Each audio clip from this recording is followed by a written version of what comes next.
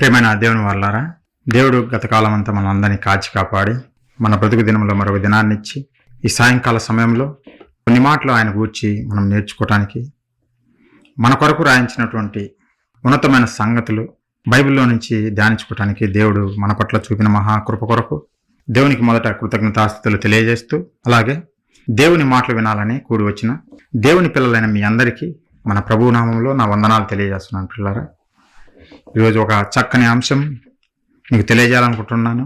అది సాతాను లేదా అపవాది అగ్నిబాణములను ఆర్పివేయు విశ్వాసము అనే ఒక మంచి అంశం గురించి మనం బైబిల్లో నుంచి ఆలోచిద్దాం. పిల్లరా, మొదటగా ప్రార్థన చేసుకుందాం.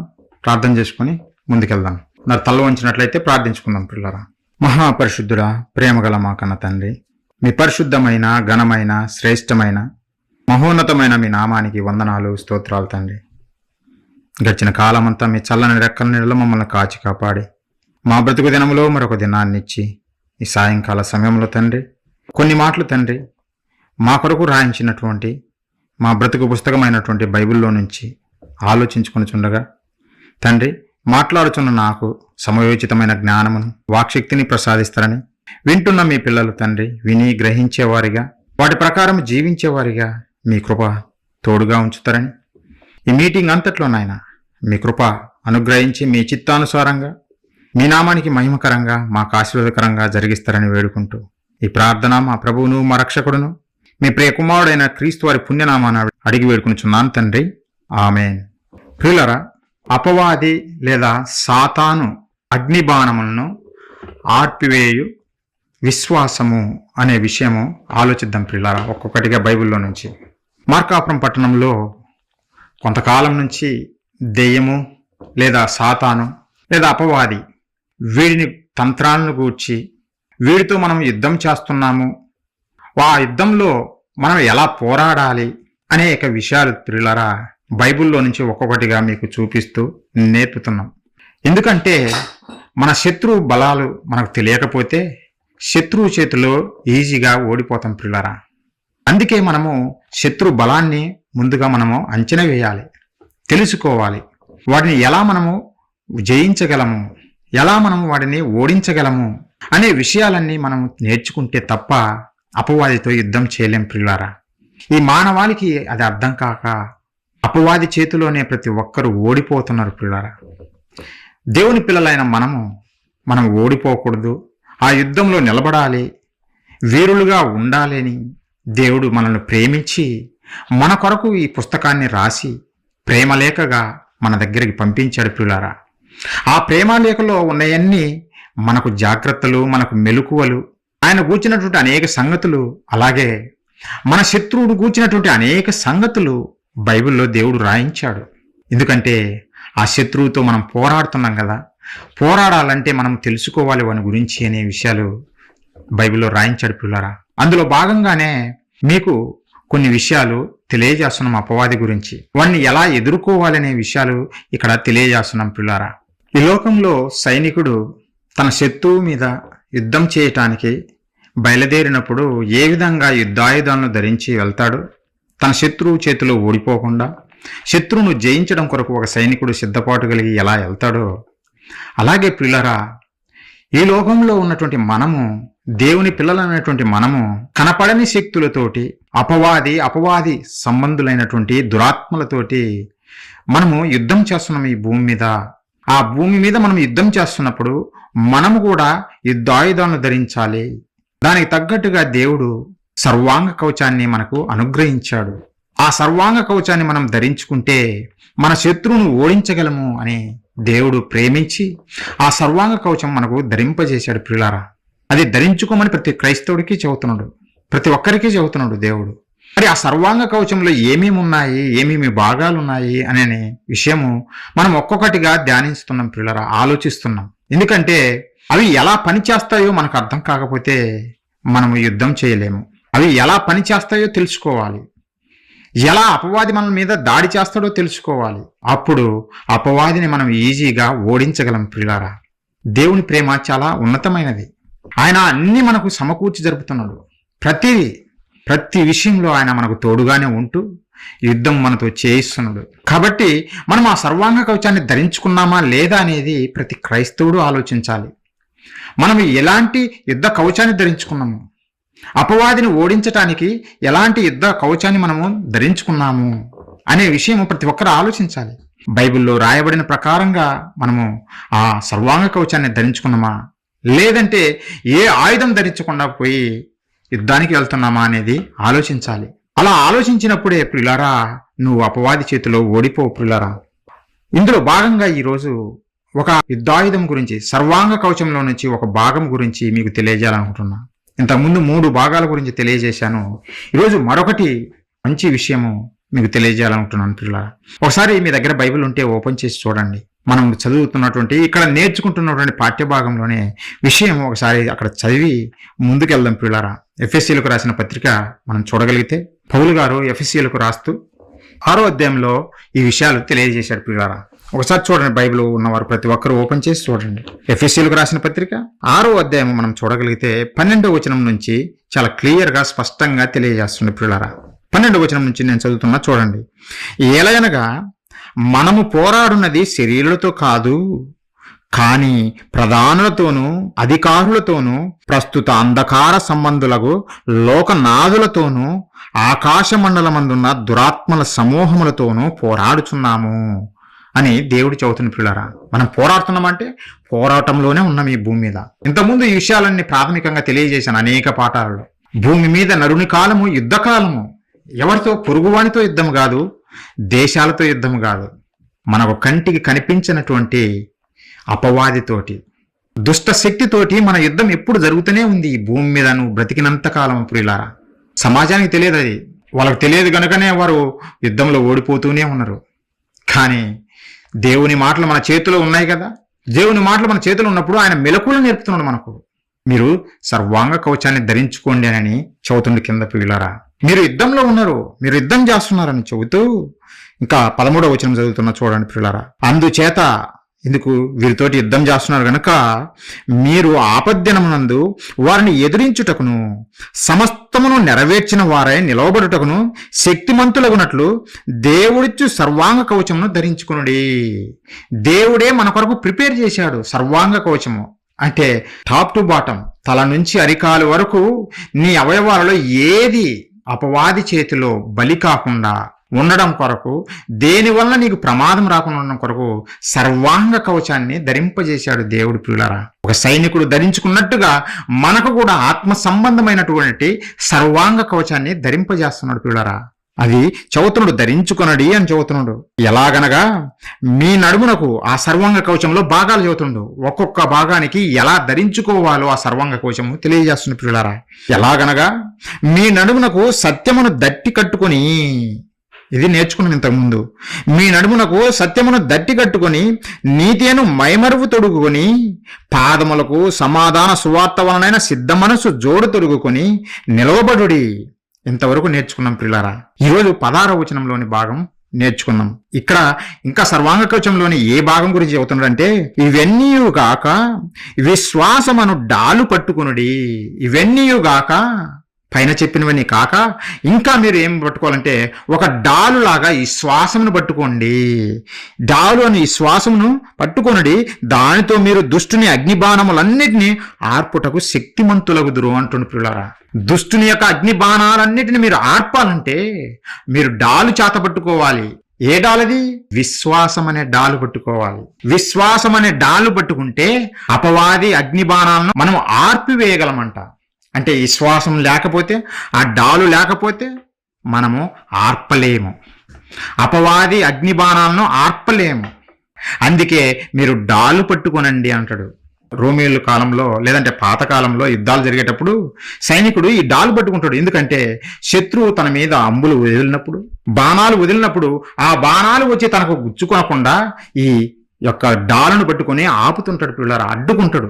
ఆ బాణాలు తన బాడీకి తగలకుండా ఇలా అడ్డుకుంటుంటాడు. ఒక షీల్డ్ లాగా ఉంటుంది పిల్లరా, మనిషికి ఒక షీల్డ్ లాగా ఉంటుంది. ఆ షీల్డ్కు ఎప్పుడైతే శత్రువు బాణం వేశాడో దానికి తగలడం వల్ల ఈ సైనికుడు ప్రొటెక్ట్ లేదంటే సేవ్ అవుతాడు, ఆ బాణం కుచ్చుకొనదు.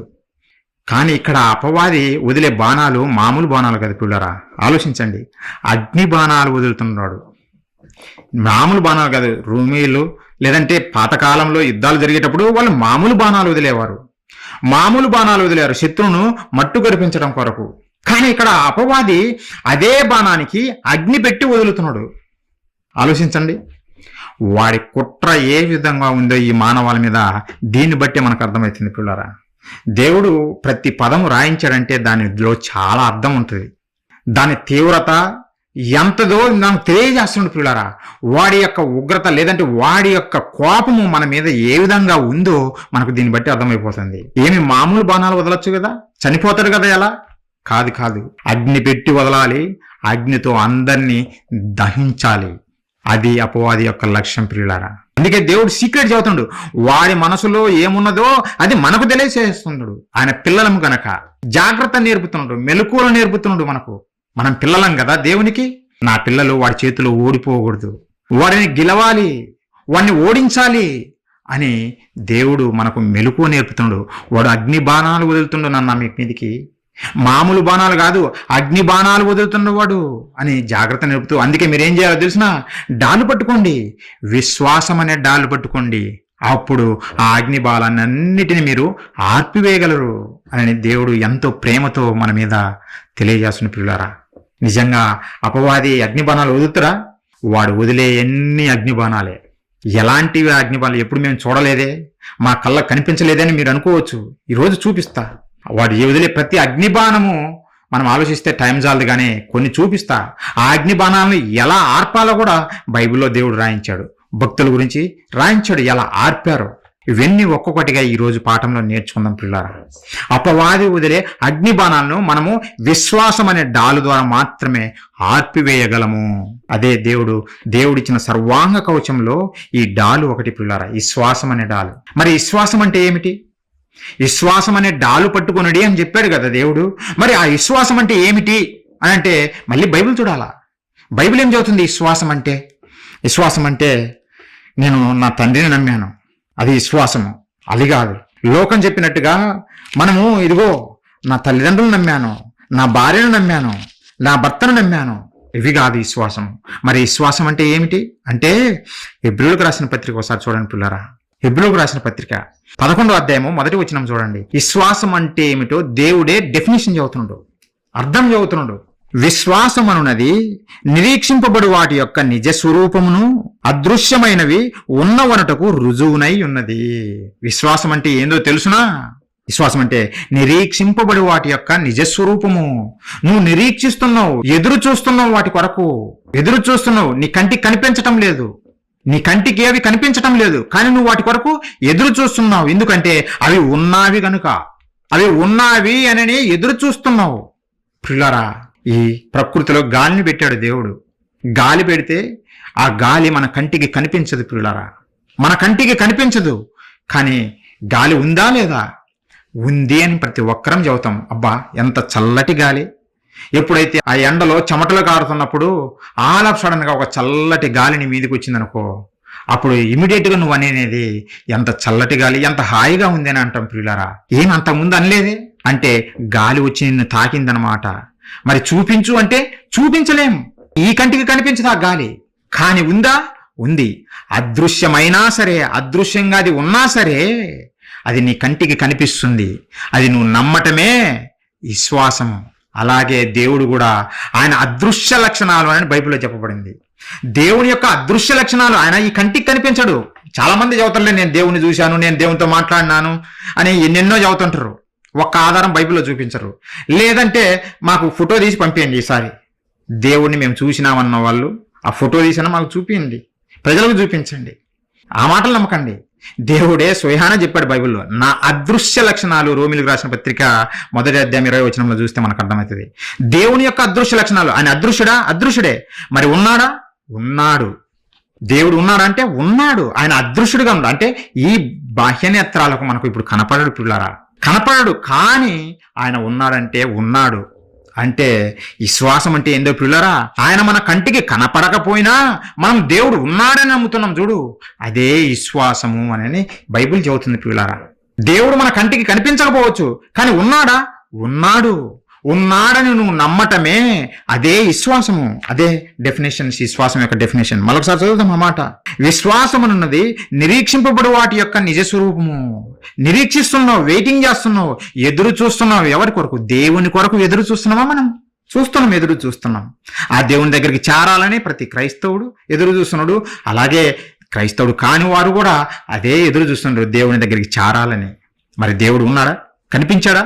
దేవుడు మన కంటికి కనిపించకపోవచ్చు, కానీ మనం ఎదురు చూస్తున్నాము. ఎందుకంటే ఆయన ఉన్నాడు కనుక ఎదురు చూస్తున్నాం. లేని వారి కొరకు ఎవరు ఎదురు చూస్తాం పిల్లారా? లేని వారి కొరకు ఎవరైనా ఎదురు చూస్తారా? ఎదురు చూడం. అంటే మనం ఎదురు చూస్తున్నాము, మన కంటికి కనిపించకపోయినా. అదే విశ్వాసము అని బైబిల్ చెబుతుంది పిల్లారా, నేను కాదు. అందుకే అదృశ్యమైనవి ఉన్నవనుటకు రుజువునైనది. అదృశ్యమైనవి ఇప్పుడు అదృశ్యంగానే ఉన్నాయి, కానీ అవి ఉన్నావి అని నువ్వు నమ్మాలి. రుజువులతో ఉన్నాయి, లేకుండా నువ్వు నమ్మటం లేదు. కాబట్టి ప్రియులారా, దేవుని నమ్మటమే, కనిపించకపోయినా ఆయన నమ్మటమే అదే విశ్వాసము ప్రియులారా, అదే విశ్వాసం.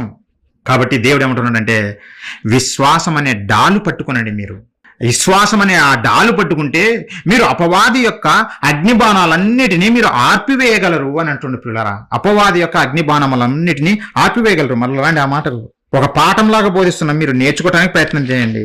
ఇది నేర్చుకుని మీ హృదయంలో పెట్టుకుంటే మీరు అదృష్టవంతులు. మీరు అపవాదిని ఈజీగా చితక తొక్కగలరు. ఈ మాటలు లేకపోతే పిల్లరా పడిపోతాం 100% పడిపోతాం. అందుకే కొన్ని విషయాలు మీకు తెలియజేస్తా.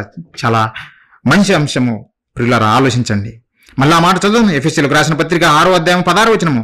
ఇవన్నీయుగాక విశ్వాసమును డాలు పట్టుకొనుడి, దానితో మీరు దుష్టుని అగ్నిబాణములన్నిటినీ ఆర్పుటకు శక్తిమంతులగుదురు. దుష్టుని యొక్క అగ్నిబాణాలన్నిటినీ మీరు ఆర్పేస్తారు విశ్వాసముతోటే. విశ్వాసమును డాలు పట్టుకునని అంటుండు. మరి అపవాది అగ్నిబాణాలను వదులుతున్నాడా? ఎందుకు వదులుతున్నాడు? ఎలా ఉన్నాయి ఆ అగ్నిబాణాలు? ఎలా ఆర్పాలి? ఎలా భక్తులు ఆర్పారు అనే విషయాలు ఆలోచిద్దాం పిల్లరా. వాడు అగ్ని బాణాలను వదులుతున్నాడు. ఎందుకో తెలిసిన, ఒకవేళ బాణం గుచ్చుకొని మరలా నువ్వు తిరిగి లేస్తావేమోనని, ఒకవేళ బాణం గుచ్చుకుంటే మరలా తిరిగి లేచి మరలా బ్రతుకుతావేమోనని, నిన్ను ఏమాత్రము బ్రతకకుండా నిన్ను పూర్తిగా నాశనం చేయాలనే ఒక ఉద్దేశంతో పిల్లరావాడు ఆ బాణానికి అగ్ని పెట్టి మన మీదికి వదులుతున్నాడు, ప్రయోగిస్తున్నాడు వాడు అపవాది పిల్లరా. అగ్నిబాణాలను ఎవరిని విడవకూడదనేదే వాడి ఆశ. ఏ ఒక్కరిని ఈ భూమి మీద బ్రతుకుతున్న ఏ మనిషిని బ్రతకకూడదు, వారిని అందరినీ నాశనం చేయాలి అని కంకణం కట్టుకుని అపవాది ప్రతిరోజు పని చేస్తూనే ఉన్నాడు. ప్రతి క్షణము ఏ మాత్రం వాడికి గ్యాప్ లేదు, ఏ మాత్రం వాడికి విశ్రాంతి లేదు. విశ్రాంతి లేకుండా వాడు కష్టపడుతున్నాడు ప్రతి ఒక్కరిని నాశనం చేయాలని. ఒకసారి చూడండి ఆ మాట. పేతురు గారు రాసిన మొదటి పత్రిక. వాడి యొక్క ఆలోచనలు దేవుడు చెప్పాడు. పసిగట్టాలి కదా, పసిగట్టాలి. మనము ప్రతి ఒక్కటి మనము పసిగట్టాలి. దేవుడు రాయించాడు కదా మెలకువలు. నేర్చుకోకపోతే ఎలా మరి ప్రియులారా? నేర్చుకోవాలి. పేతురు గారు రాసినటువంటి మొదటి పత్రిక 5వ అధ్యాయము 8వ వచనం ప్రియులారా. 8వ వచనం మనం చూడగలిగితే దేవుడు చెబుతున్న అపవాది గురించి. నిబ్బరమైన బుద్ధి గలవారై మెలకువగా ఉండుడి.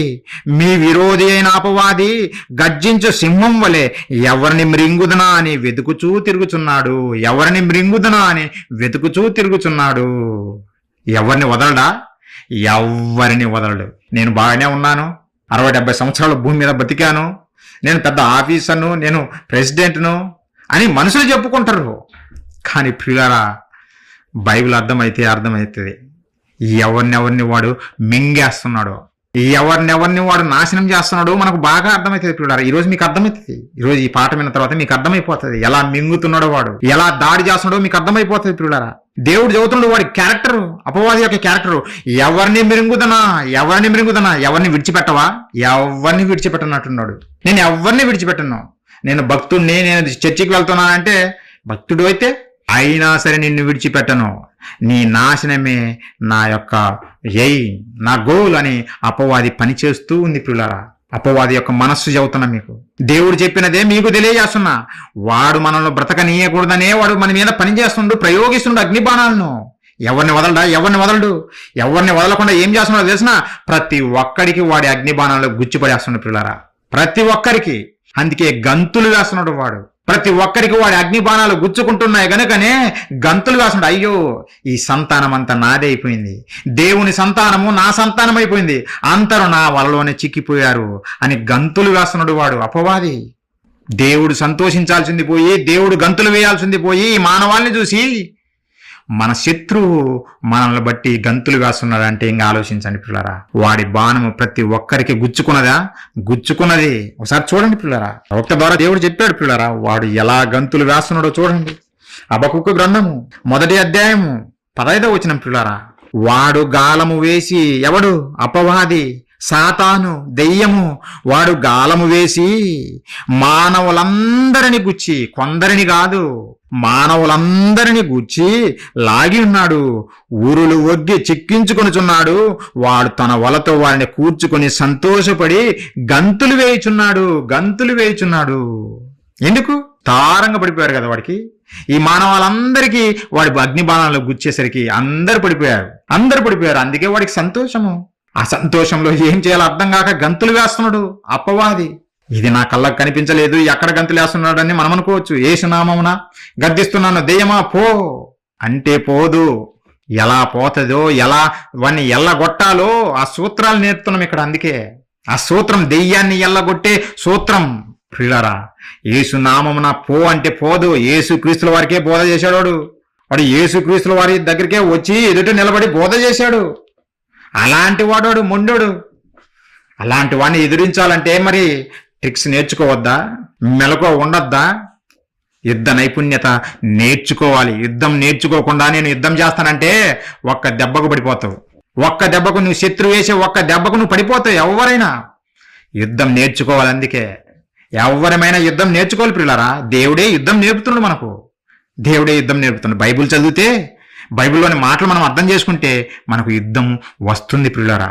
వాడు ఎలా ఉన్నాడు? ప్రతి ఒక్కరిని గుచ్చిపడేస్తుంది పిల్లరా. మానవులందరినీ గుచ్చిపడేశాడు వాడు. అందుకే వారి గురించి చెబుతూ ఎక్కడికి వెళ్తున్నారు, వాడి అగ్ని బాణాలు గుచ్చుకున్న వారు ఎక్కడికి వెళ్తున్నారు, ఎవరెవరు ఉన్నారంటే యేసుక్రీస్తుల వారు చదువుతున్నారు. వీరి గురించే పిల్లరా. యేసుక్రీస్తుల వారే స్వయాన చెబుతుండు, అపవాది అగ్ని బాణాలు గుచ్చుకున్నటువంటి వీరు ఎక్కడికి వెళ్తున్నారు, ఎందుకు వీడు అగ్ని బాణాలను ఎందుకు ప్రయోగిస్తున్నాడు మనకు అర్థం కావాలంటే ప్రభులు వారు చెప్పిన మాట చూడండి పిల్లారా. మత్తయి సువార్త 25వ అధ్యాయం మనం చూడగలిగితే 41వ వచనం పిల్లారా. అప్పుడు ఆయన ఎడమ వైపున ఉండు వారిని చూసి, క్రీస్తుల వారు పలుకుతున్న మాటలు, తన ఎడమ వైపున ఉండు వారిని చూసి, ఎవరు ప్రభువా వీళ్ళందరూ, ఎవరు వీళ్ళందరూ అని అడిగితే ఆయన అంటున్నాడు, శపింపబడిన వారులారా, నన్ను విడిచి అపవాదికిని వాని దూతలకును సిద్ధపరిచిన నిత్యాగ్నిలోనికి పోవుడి. నేను అపవాదికి వాడి దూతలకు నిత్యాగ్నిని సిద్ధపరిచాను. మీరు కూడా, మానవులైనటువంటి మీరు కూడా వాడి దగ్గరికే పోండి అన్నటువంటి యేసుక్రీస్తుల వారు. ఎందుకంటే దేవుని జ్ఞానం వినపడుతున్నప్పుడు దేవుని జ్ఞానానికి చెవి ఎగ్గకుండా దేనికి చెవి ఎగ్గారు? అపవాది బోధలకు, లేదంటే అపవాది క్రియలకు. అపవాది వేసిన అగ్ని బాణాలకు పడిపోయారు గనకనే సరే అపవాది ఎక్కడ ఉంటే మీరు కూడా అక్కడే ఉండండి రానని తోసిపడేస్తుండే పిల్లారా. ఎక్కడ? నిత్యాగ్ని దండన. నిత్యాగ్నిలోకి ఈ మానవాల్ని తోసిపడేస్తున్నాడు. దీనికి కారణం అపవాది వేసిన అగ్ని బాణము. అపవాది వేసిన అగ్ని బాణములో ప్రతి ఒక్కరూ పడిపోతున్నారు గనుకనే, బలైపోతున్నారు గనుకనే వాడితో పాటు నిత్యాగ్నిలోనికి జారిపోతున్నారు. వీళ్ళందరూ జారిపోతున్నారు. అదే అపవాది యొక్క మెయిన్ గోల్ ప్రియులారా. వాడు చేయాలనుకున్నది ఇదే, మానవాళ్ళందరినీ నిత్యాగ్ని దండలోనికి పంపించాలని. దేవుడేమో కన్న తండ్రి పరలోకం నా పిల్లలు రావాలని ఆయన ఎదురు చూస్తుంటే పరలోకం ఒక్కరు కూడా వెళ్ళకూడదు. ప్రతి ఒక్కరు నాతోనే నిత్యాగ్నిలో కాలాలి, అది దేవుడు చూడాలి, ఆయన కంట కన్నీరు చూడాలి నేను అని అపవాది అదే పనితో పనిచేస్తున్నారు పిల్లరా. అపవాది యొక్క కుట్ర పిల్లరా. అందుకే యేసుక్రీస్తుల వారు చదువుతున్నారు, మీరు నన్ను విడిచి అపవాదికి వాని దూతలకు సిద్ధపరిచినటువంటి నిత్యాగ్నిలోనికి వెళ్ళండి మీరు. ఎందుకంటే వాడి అగ్ని బాణం మీకు కూర్చుకుంది. అందుకే వాడి పనులే మీరు చేశారు భూమి మీద ఉన్నంతకాలం. దేవుడు మీకు 60-70 సంవత్సరాల కాలము భూమి మీద మీకు అనుగ్రహిస్తే మీరేం చేశారు? దేవుని కొరకు బ్రతకకుండా అపవాది ఏది చెబితే అదే చేశారు. కనుక మీకు పరలోకంలో చోటు లేదు. శపింపబడిన వాళ్ళారా, వెళ్ళండి, మీరు కూడా అపవాదితోటే ఉండండి అని దేవుడు ఇక్కడ చదువుతున్న పిల్లరా. అందులో ఎవరెవరు ఉన్నారు? నిత్యాగ్ని దండనలోకి వెళ్తున్నటువంటి వారు ఎవరెవరు ఉన్నారని చూస్తే ప్రవక్త అయిన యెషయా గారి ద్వారా దేవుడు తెలియజేశాడు. ఒకసారి చూడండి, యెషయా గ్రంథము 5వ అధ్యాయము. ఒక్కొక్కటిగా మీకు అన్ని చూపిస్తున్నా, మీరు అన్ని ఆలోచించండి, విడిచిపెట్టకండి. విడిచిపెడితే మీరు మోసపోతారు అపవాది చేతిలో. పిల్లారా, విడిచిపెట్టకుండా గ్రహించడానికి ప్రయత్నం చేయండి, ఆలోచించడానికి ప్రయత్నం చేయండి. యెషయా గ్రంథము 5వ అధ్యాయము 14వ వచనం. పిల్లారా, ఎవరెవరు ఉన్నారు ఆ నిత్యాగ్ని దండనలో, లేదంటే ఆ పాతాళ లోకంలో ఎవరెవరు ఉన్నారంటే, అందుచేతనే పాతాళము గొప్ప ఆశ పెట్టుకొని అపరిమితముగా తన నోరు తెరుచుచున్నది. ఎందుకు అపరిమితముగా నోరు తెరుచుచున్నది? గొప్ప ఆశ పెట్టుకున్నదంట పాతాళ లోకము. ఎవరి కొరకు? నీతిమంతుల కొరకు కాదు పిల్లరా, దుష్టుని సంబంధులు. ఎందుకంటే ప్రతి ఒక్కరూ అపవాది వేసిన బాణాలకు గుచ్చుకుని పడిపోతున్నవారే, వాళ్ళందరూ పడిపోతున్నవారే. అందుకే అందులో ఎవరెవరు ఉన్నారంటే, వారిలో గనులను సామాన్యులను. గనులున్నారు, సామాన్యులున్నారు. మేం పేదవారం కదా, దేవుడు మమ్మల్ని రక్షిస్తాడు, మనల్ని క్షమిస్తాడు అని అనుకోవచ్చు. ప్రియులరా, అపవాది బాణం ఎవరికి గుచ్చుకున్నా వారు పేదవారని లేదు, ధనికులు అని లేదు, ఈ లోకంలో గొప్పవారని లేదు, లేదంటే ఏమీ లేని వారని ఏ తేడా లేదు. అపవాది బాణం నీకు గుచ్చుకుందా, అయితే నువ్వు చారిపోయేది ఎక్కడికో తెలుసునా? నిత్యాగ్ని దండన, పాతాళ లోకంలోకి జారిపోతావు. అదే చెబుతున్నాడు దేవుడు. వారిలో గనులున్నారు, సామాన్యులున్నారు, ఘోష చేయువారును హర్షించువారును పడిపోదురు. అందుకే అపవాది మన మీద అగ్ని బాణాలను వదులుతుంది. ఎందుకో తెలుసునా? నిత్యాగ్నిలోకి మనల్ని కూడా జారవేయాలని తన అగ్ని బాణాలతో మనల్ని మట్టు కరిపిస్తుంది. పిల్లారా, ఈ మానవాళిని తన అగ్ని బాణాలతో నాశనం చేస్తుంది. ఎందుకంటే వాడి యొక్క తుది ఆశ ప్రతి ఒక్కరూ పాతాళ లోకంలో కాలిపోవాలని. పిల్లారా, వాడి యొక్క ఎయిమ్ అదే. ఆ విధంగానే పని చేస్తున్నాడు. ఇంకా విచిత్రం ఏందో తెలిసిన ఆశ్చర్యపడిపోతారు.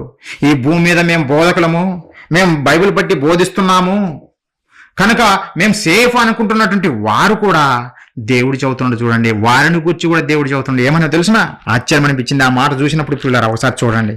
అందుకే మేము ఒళ్ళు దగ్గర పెట్టుకుని బోధించడానికి ప్రయత్నం చేస్తున్నాం.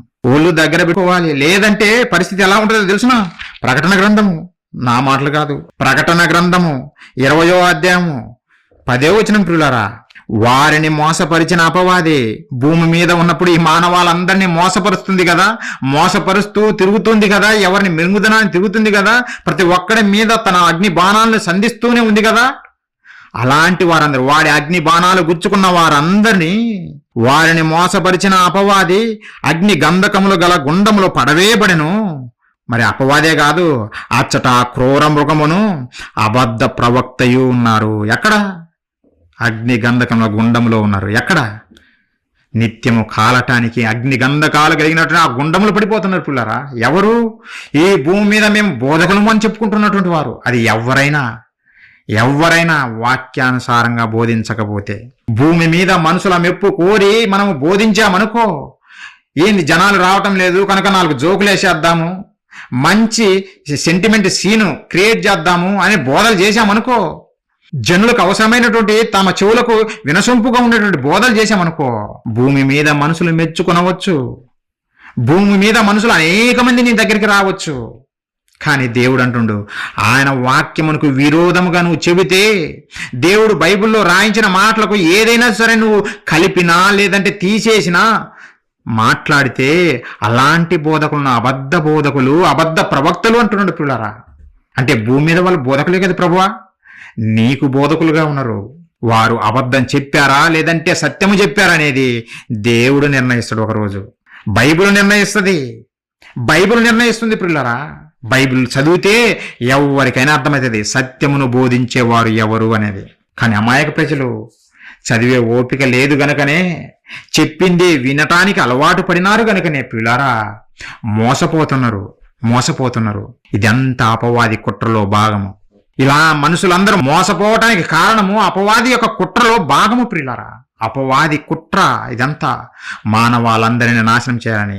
అందులో చివరికి బోధకులుగా పిలువబడుతున్న వారు కూడా ఉన్నారు. పిల్లారా, బోధకులుగా పిలువబడుతున్నవారు. మేము కూడా చెప్పుకోవచ్చు మేము సత్యమే చెబుతున్నామని. కానీ బైబిల్ చెబుతుంది మనం సత్యం చెబుతున్నామా, అబద్ధాలు చెబుతున్నామా, కల్పితాలు చెబుతున్నామా అనేది. అందుకే పిల్లరా, క్రైస్ట్ చర్చ్ ఖమ్మంగా మేము ఒళ్ళు దగ్గర పెట్టుకునే మాట్లాడతాం, ప్రిపేర్ అవుతాం. 4 మాటలు చదువుతున్నప్పుడు దేవుడు ఏం చెప్పాడు, మనం ఏం చదువుతున్నాం అనేది ప్రతి ఒక్కటి మనం ఆలోచించకపోతే ఇదిగో చూడ బైబిల్లో రాయించాడు కదా, అగ్నిగుండంలో పడవేయబడతారు. ప్రియులారా, ఇదే లక్ష్యంగా అపవాది పనిచేస్తుంది. ఇదే లక్ష్యంగా ప్రతి ఒక్కరిని మోసపరిచింది. ప్రియులారా, ప్రతి ఒక్కరిని మోసపరుస్తూనే ఉంది. ఎలా? తన అగ్ని బాణాలను వదిలి. మరి ఎలా ఉంటాయి అగ్ని బాణాలు అని అంటున్నావు? ఆ అగ్ని బాణాలు ఎలా ఉంటాయి అని మీరు అడగచ్చు. ప్రియులారా, తెలుసుకుందాం. బైబిల్లో రాయబడినటువంటి మాటల్లో నుంచి ఆ అగ్ని బాణాలు ఎలా ఉంటాయో, మనుషులకు ఎలా గుచ్చుకుంటాయో, ఎలా వారు నాశనం అయిపోతున్నారో ఒక్కొక్కటిగా ఒక 2 బాణాల గురించి తెలియజేస్తా. ప్రియులారా, అనేకం వదులుతున్నాడు వాడు అగ్ని బాణాలను. కానీ కొన్ని విషయాలు మీకు తెలియజేస్తా. అగ్ని బాణాలు ఎలా ఉంటాయి? అగ్ని బాణాలు ఎలా ఉంటాయంటే ప్రియులారా, మనకు తెలుసు ఇస్సాకు గారు అలాగే రిబ్కమ్మ గారికి వారిద్దరికి కవలలు పుడతారు. వారిలో మొదటి వారు ఏశావు, రెండవ కుమారుడు యాకోబు గారు. ప్రియులారా, ఏశావు అయితే వేటలో నేర్పరి, వేటాడేవాడు.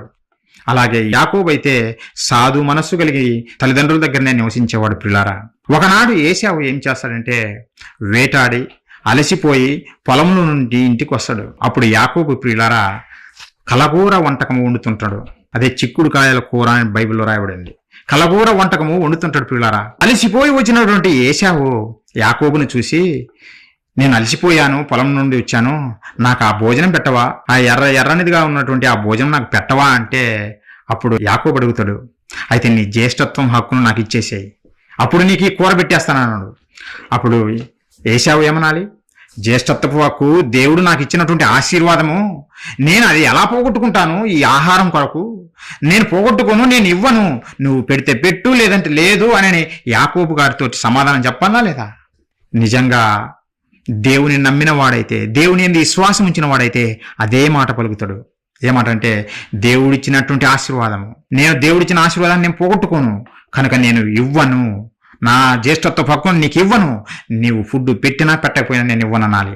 కానీ ఏశావు డిఫరెంట్గా సమాధానం ఇచ్చాడు, చాలా డిఫరెంట్గా సమాధానం ఇచ్చాడు. చూడండి పిల్లరా, ఆదికాండము 25వ అధ్యాయం మనం చూడగలిగితే 32వ వచనము, ఏశావు నేను చావబోచున్నాను కదా, జ్యేష్ఠత్వం నాకెందుకనెను. ఏశావు పలుకుతున్న మాటలు, నేను చావబోతున్నాను కదా. యాకోబు చావడా పిల్లారా? ఈ భూమి మీదకి వచ్చిన వాడు చనిపోలేదా? చనిపోతారు. మరి యాకోబు అడుగుతుండే జ్యేష్ఠత్వ హక్కు నాకు కావాలని, దేవుని ఆశీర్వాదం నాకు కావాలని అడుగుతుండు. అంటే యాకోబు దేవుణ్ణి ప్రేమిస్తున్నాడు. మీకు అర్థం కావాలా? యాకోబు దేవుణ్ణి ప్రేమిస్తున్నాడు. ఏశావు మాత్రము దేవుణ్ణి ప్రేమించడం లేదు. నేను ఎలాగూ చేస్తా కాబట్టి ముందు నాకు ఆ కూర పెట్టేసేయి, ఈ జ్యేష్ఠత్వ హక్కు తీసేసుకో, నీకే తీసేసుకో అని జస్ట్ అలా తృణీకరించేశాడు. పిల్లారా, ఎంత ఘోరం ఆలోచించండి. ఇంకా ఏం చదువుతుండు? ఏశావు నేను చావబోచున్నాను కదా, జ్యేష్ఠత్వం నాకెందుకనను. యాకోబు నేడు నాతో ప్రమాణం చేయమనను, ఎందుకంటే నువ్వు మళ్ళీ మాట మారుస్తావేమన్నా, ప్రమాణం చేయి, నీకు జ్యేష్ఠత్వం హక్కిస్తానని ప్రమాణం చేయి. అతడు యాకోబుతో ప్రమాణం చేసి అతనికి జ్యేష్ఠత్వమును అమ్మివేయగా. దేనికి అమ్మివేశాడు? డబ్బులకు కాదు, పొలానికి కాదు, లేదంటే ఏదేదో ఆస్తుల కోసం కాదు, కేవలం ఎర్రగా ఉన్నటువంటి ఆ చిక్కుడుగాయల కూర కొరకు ఏశావు అమ్మేశాడు. పిల్లరా, జ్యేష్ఠత్వం హక్కును, దేవుని ఆశీర్వాదమును, అంటే దేవుణ్ణి తాకట్టు పెట్టాడు ఫుడ్ కొరకు. ఎవరు? ఏశావు పిల్లరా. అతడు యాకోబుతో ప్రమాణం చేసి అతనికి జ్యేష్ఠత్వమును అమ్మివేయగా, యాకోబు ఆహారమును చిక్కుడుకాయల వంటకమును ఏశావుకిచ్చను, అతడు తిని త్రాగి లేచిపోయెను. అట్లు ఏశావు తన జ్యేష్ఠత్వమును తృణీకరించెను. దేవుడిచ్చినటువంటి ఆశీర్వాదాన్ని జస్ట్ అలా తృణీకరించేశాడు, నాకు వద్దనే. దేవుడు ఎంత బాధపడతాడు పిల్లరా? దేవుడు ఎంత బాధపడతాడు? కన్న తండ్రిగా నిజంగా బహుమానం ఇస్తే ఆ బహుమానం నువ్వు తీసుకొనకుండా నువ్వు తృణీకరిస్తే ముఖం చిన్నబుచ్చుకోడా? బాధపడడా? చాలా బాధపడిపోతాడు.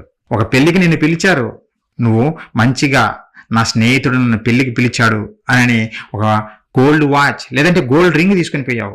గోల్డ్ రింగ్ తీసుకొని వెళ్ళి, ఇదిగో స్నేహితుడా, నా చిన్ననాటి నుంచి నువ్వు స్నేహితుడివి కదా, నా కష్ట సుఖాల్లో నువ్వు పాలు పంచుకుని ఉన్నవాడే కదా, కాబట్టి నీ కొరకు ఒక గిఫ్ట్గా ఇదిగో ఈ గోల్డ్ రింగ్ తెచ్చాను, స్వీకరించవా అంటే, నీ గోల్డ్ రింగ్ వద్దు, నీ వద్దు, తీసి పక్కన పడేయరానంటే ఏమనుకుంటావు? నీ స్నేహితుడైనా సరే నువ్వు ఏడ్చుకుంటూ ఇంటికి వెళ్ళిపోతావు. ఇంత మాట అంటాడా? నేను ఇంతగా ప్రేమించి నా బహుమానాన్ని ఇస్తే నా స్నేహితుడు నా బహుమానాన్ని స్వీకరించకుండా తృణీకరించాడని బాధపడతాడా లేదా? బాధపడతాడు. పిల్లారా, ఈ భూమి మీద మనుషులుగా మనం ఇచ్చినవి ఎవరైనా తీసుకోపోతే బాధపడిపోతామే. అలాంటిది పరలోకపు కన్న తండ్రి పిల్లరా, ఆయన ప్రేమించి జ్యేష్ఠత్వపు హక్కును ఏశావుకిస్తే జస్ట్ అలా కూర కోసం అమ్మేశాడు పిల్లరా. కూర కోసం అంటే చనిపోతావా? ఒక పూట ఆకలి అయితే లేట్ అయితే చనిపోతావా? చనిపోవు కదా. కానీ ఏశావు ఆ క్షణంలో నాకు ఫుడ్ ఉంటే చాలు తిని బ్రతికేద్దామనుకున్నాడు పిల్లారా. ఇదే అపవాది వేసినటువంటి అగ్నిబాణం. అగ్నిబాణం ఎలాంటిది అంటే ఆ అపవాది ఆలోచనలు అతనిలో కలిగినాయి. దేవుణ్ణి తృణీకరించే విధంగా వచ్చేసింది. అపవాది అగ్నిబాణం ఇలానే ఉంటది పిల్లరా. మనపై ఏదో మేలు చేసినట్టుగా మంచి చేసినట్టుగా కనపడతాయి, కానీ వాడి కుట్రలన్నీ మనల్ని నాశనం చేసేవే. అందుకే ఏశావు గురించి దేవుడు ఏం చెప్పాడో తెలుసునా? మెచ్చుకున్నాడా? మెచ్చుకోలేదు. నా కుమారుడు సరేలే ఆహారం ఆకలైంది గనక దానికోసం అమ్మేశాడు, పోతే పోనీలే అనుకోలేదు దేవుడు. చాలా బాధపడి రాయించాడు ఆ ఏశావు గురించి. ఏమని తెలుసునా? ఎంత మాట రాయించాడు చూడండి ఒకసారి. హెబ్రీయులకు రాసిన పత్రిక 12వ అధ్యాయం మనం చూడగలిగితే ఈ జ్యేష్ఠత్వాన్ని అమ్మివేసినటువంటి ఏశావు గురించి దేవుడు పలుకుతున్న మాటలు. 16వ వచనం పిల్లారా, 16వ వచనము. ఒక పూట కూటి కొరకు తన జ్యేష్ఠత్వపు హక్కును అమ్మివేసిన ఏశావు వంటి భ్రష్టుడైనను వ్యభిచారునైనను ఉండునేమో అనియు జాగ్రత్తగా చూచుకునుడే. ఏశావును చూపించి ఆ రోజు సంఘానికి చెబుతున్నాడు, భ్రష్టుడు, వాడు వ్యభిచారి, ఒక పూట కూటి కొరకు నేనిచ్చినటువంటి జ్యేష్ఠత్వాన్ని అమ్మేశాడు వీడు అని దేవుడు ఎంతో బాధపడుతూ ఏశావు గురించి రాయించాడు పిల్లారా. భ్రష్టుడా? అవును, భ్రష్టాత్మ పట్టింది గనుకనే, అపవాది యొక్క అగ్ని బాణము తగిలింది గనుకనే ఏశావుకు అందుకే ఫుడ్కే ఇంపార్టెన్స్ ఇచ్చాడు. ఒకరోజు అపవాది యేసుక్రీస్తుల వారి దగ్గరికి కూర్చుంది ఇలాంటి ఆలోచనతోటి, ఇలాంటి బాణంనే వేసుకుని. ఎలా? యేసుక్రీస్తుల వాళ్ళు 40 దినాలు ఉపవాసం ఉన్నాడు కదా. 40 దినాలు ఉపవాసం ఉన్న తర్వాత ఆయన ఆకలి కొనగా అప్పుడు అపవాది వచ్చింది. ఎందుకు? బ్రెడ్ ఇచ్చి ప్రభువా తిను అని సాగిలిపడి చెప్పడానికి కోసం కాదు. నువ్వు నిజముగా దేవుని కుమారుడు అయితే ఈ రాళ్లను రొట్టెనుగా చేసుకొని తిను అని ప్రశ్నించింది యేసుక్రీస్తుల వారిని. అప్పుడు యేసుక్రీస్తుల వారు మంచి సలహా ఇచ్చింది అపవాది. సరేలే, రాళ్లను రొట్టిగా చేసుకొని తినగలను నేను, నాకు ఆకలి వేస్తుంది అని అనుకున్నాడు ప్రభువుల వారు. చెప్పలేదు. అద్భుతమైన సమాధానం చెప్పాడు పిల్లారా. అద్భుతమైన సమాధానము. ఏశావు చెప్పాల్సింది అదే, కానీ చెప్పలేదు. ఏమని చెప్పాడు యేసుక్రీస్తుల వారి సమాధానం? అపవాదితో ఒకసారి చూడండి. మత్తయి సువార్త పిల్లారా, మత్తయి సువార్త 4వ అధ్యాయం యేసుక్రీస్తుల వారు పలికిన అద్భుతమైన మాట 3-4 వచనాలు నేను చదువుతాను చూడండి. ఆ శోధకుడు ఆయన యొద్దకు వచ్చి, నీవు దేవుని కుమారుడు అయితే ఈ రాళ్లను రొట్టెలగునట్లు ఆజ్ఞాపించుమనను. అందుకు ఆయన, మనుష్యుడు రొట్టె వలన మాత్రము కాదు గాని దేవుని నోట నుండి వచ్చు ప్రతి మాట వలన జీవించును. నువ్వనుకుంటున్నావు మనుషుడు ఈ రొట్టె వలన బతుకుతాడని నువ్వనుకుంటున్నావు. రొట్టె వలన కాదు కానీ దేవుని నోట నుండి వచ్చు ప్రతి మాట వలన మనిషి జీవించగలడు. మరి ఏశావు ఎందుకు ఫుడ్ కోసమే పరితపించిపోయాడు? నేను అలసిపోయాను, నేను తినకపోతే చచ్చిపోతానేమో, తమ్ముడు పెట్టేసే, నాకు భోజనం పెట్టేసే, ఈ జ్యేష్ఠత్వం ఎలాగూ నేను చనిపోతా ఏదో ఒక రోజు, నాకెందుకు, నేనేనో అనిపిస్తాను, తీసేసుకో తమ్ముడు అని అమ్మేశాడు పిల్లారా. అంటే దేవుని యందు విశ్వాసం లేదా? ఏశావుకు లేదు పిల్లారా. దేవుడిచ్చినటువంటి సర్వాంగ కవచంలో విశ్వాసం అనే డాలు పట్టుకోవాలి కదా ఏశావు. విశ్వాసం అనే డాలు పట్టుకోలేదు ఏశావు. అపవాది వేసిన అగ్ని బాణానికి అందుకే బలైపోయాడు. ఫుడ్ చూపించింది అపవాది, ఆ ఫుడ్కు పడిపోయాడు ఏశావు. ఫుడ్కు పడిపోయాడు. అపవాది వేసిన బాణం పిల్లారా, అగ్ని బాణం ఇలానే ఉంటది. మరి ఏశావు ఎక్కడికి వెళ్ళాడు? అగ్నిలో కాలటానికే వెళ్తాడు. అపవాది అగ్ని బాణములు ఎవరికి గుచ్చుకున్నా వారు వెళ్ళేది నిత్య నరకమే. చూపించాను కదా ఇంతకు ముందు వచనాలు. వాళ్ళు వెళ్ళేది ఎక్కడికి తెలిసిన నిత్యము కాలటానికి, నిత్యాగ్ని దండనలోకే వెళ్ళేది పిల్లరా. వాడు అందుకే అగ్ని బాణాలు వదులుతున్నాడు. ఏశావు పడిపోయాడు అగ్ని బాణంలో పిల్లరా. ఏశావు పడిపోయాడు. విశ్వాసం అనే డాలుగిన పట్టుకునంటే దేవుని యందు మాత్రమే విశ్వాసం ఉంచితే ఆ ఫుడ్ కోసం పడిపోయేవాడు కాదు ఏశావు. యేసుక్రీస్తు వారు చాలా గొప్పగా చెప్పారు కదా, మనుషుడు రొట్టె వలన కాదయ్యా జీవించేది, దేవుని నోట నుండి వచ్చు ప్రతి మాట వలన జీవిస్తాడు. అది ఏశావు చెప్పాల్సినటువంటి సమాధానం. చెప్పలేదు. ఎందుకో తెలుసునా? దేవుడు కన్న తండ్రి ఏశావుకు దేవుడుగా లేడు. మరి ఏరొకరు వచ్చేసారు దేవుళ్ళుగా. ఎవరు తెలుసునా?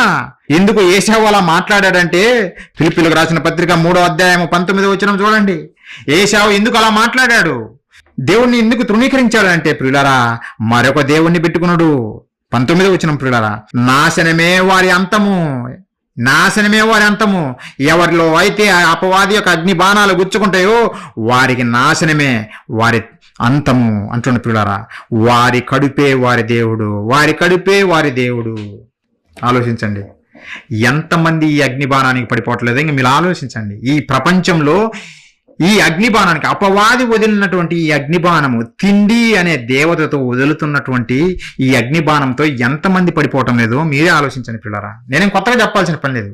మీరు ఆలోచించండి. కూటి కొరకు కోటి విద్యలు. కోటి విద్యలు ఎందుకు వచ్చాయి? పొట్ట కూటి కొరకు పిల్లరా. ఉదయం లేచినప్పటి నుండి సాయంత్రం వరకు మనిషి కష్టపడేది దేని కొరకు తెలిసినా? ఈ పొట్ట నింపటం కొరకే. దేవుణ్ణి పక్కన పెట్టేశాడు. మనిషి దేవుణ్ణి ఎప్పుడో పక్కన పెట్టేశాడు. భోజనం కొరకు పరుగులు తీస్తున్నాడు. భోజనం కొరకు, ఆ భోజనం సంపాదించడం కొరకు పరుగులు తీస్తున్నాడు. అపవాది వేసిన అగ్నిబాణం ఇదొక అగ్నిబాణం పిల్లరా. అందుకే ఏశావు పడిపోయాడు దాంట్లో. ఫుడ్ కోసము ఎదురు చూస్తే ఎవ్వరిమైనా పడిపోతాం పిల్లరా. అపవాదికి తెలుసు ఎవరిని ఎలా పడగొట్టాలో వాడికి బాగా తెలుసు. అందుకే దేవుడు ఈ సర్వాంగ కవచాన్ని ఇచ్చాడు.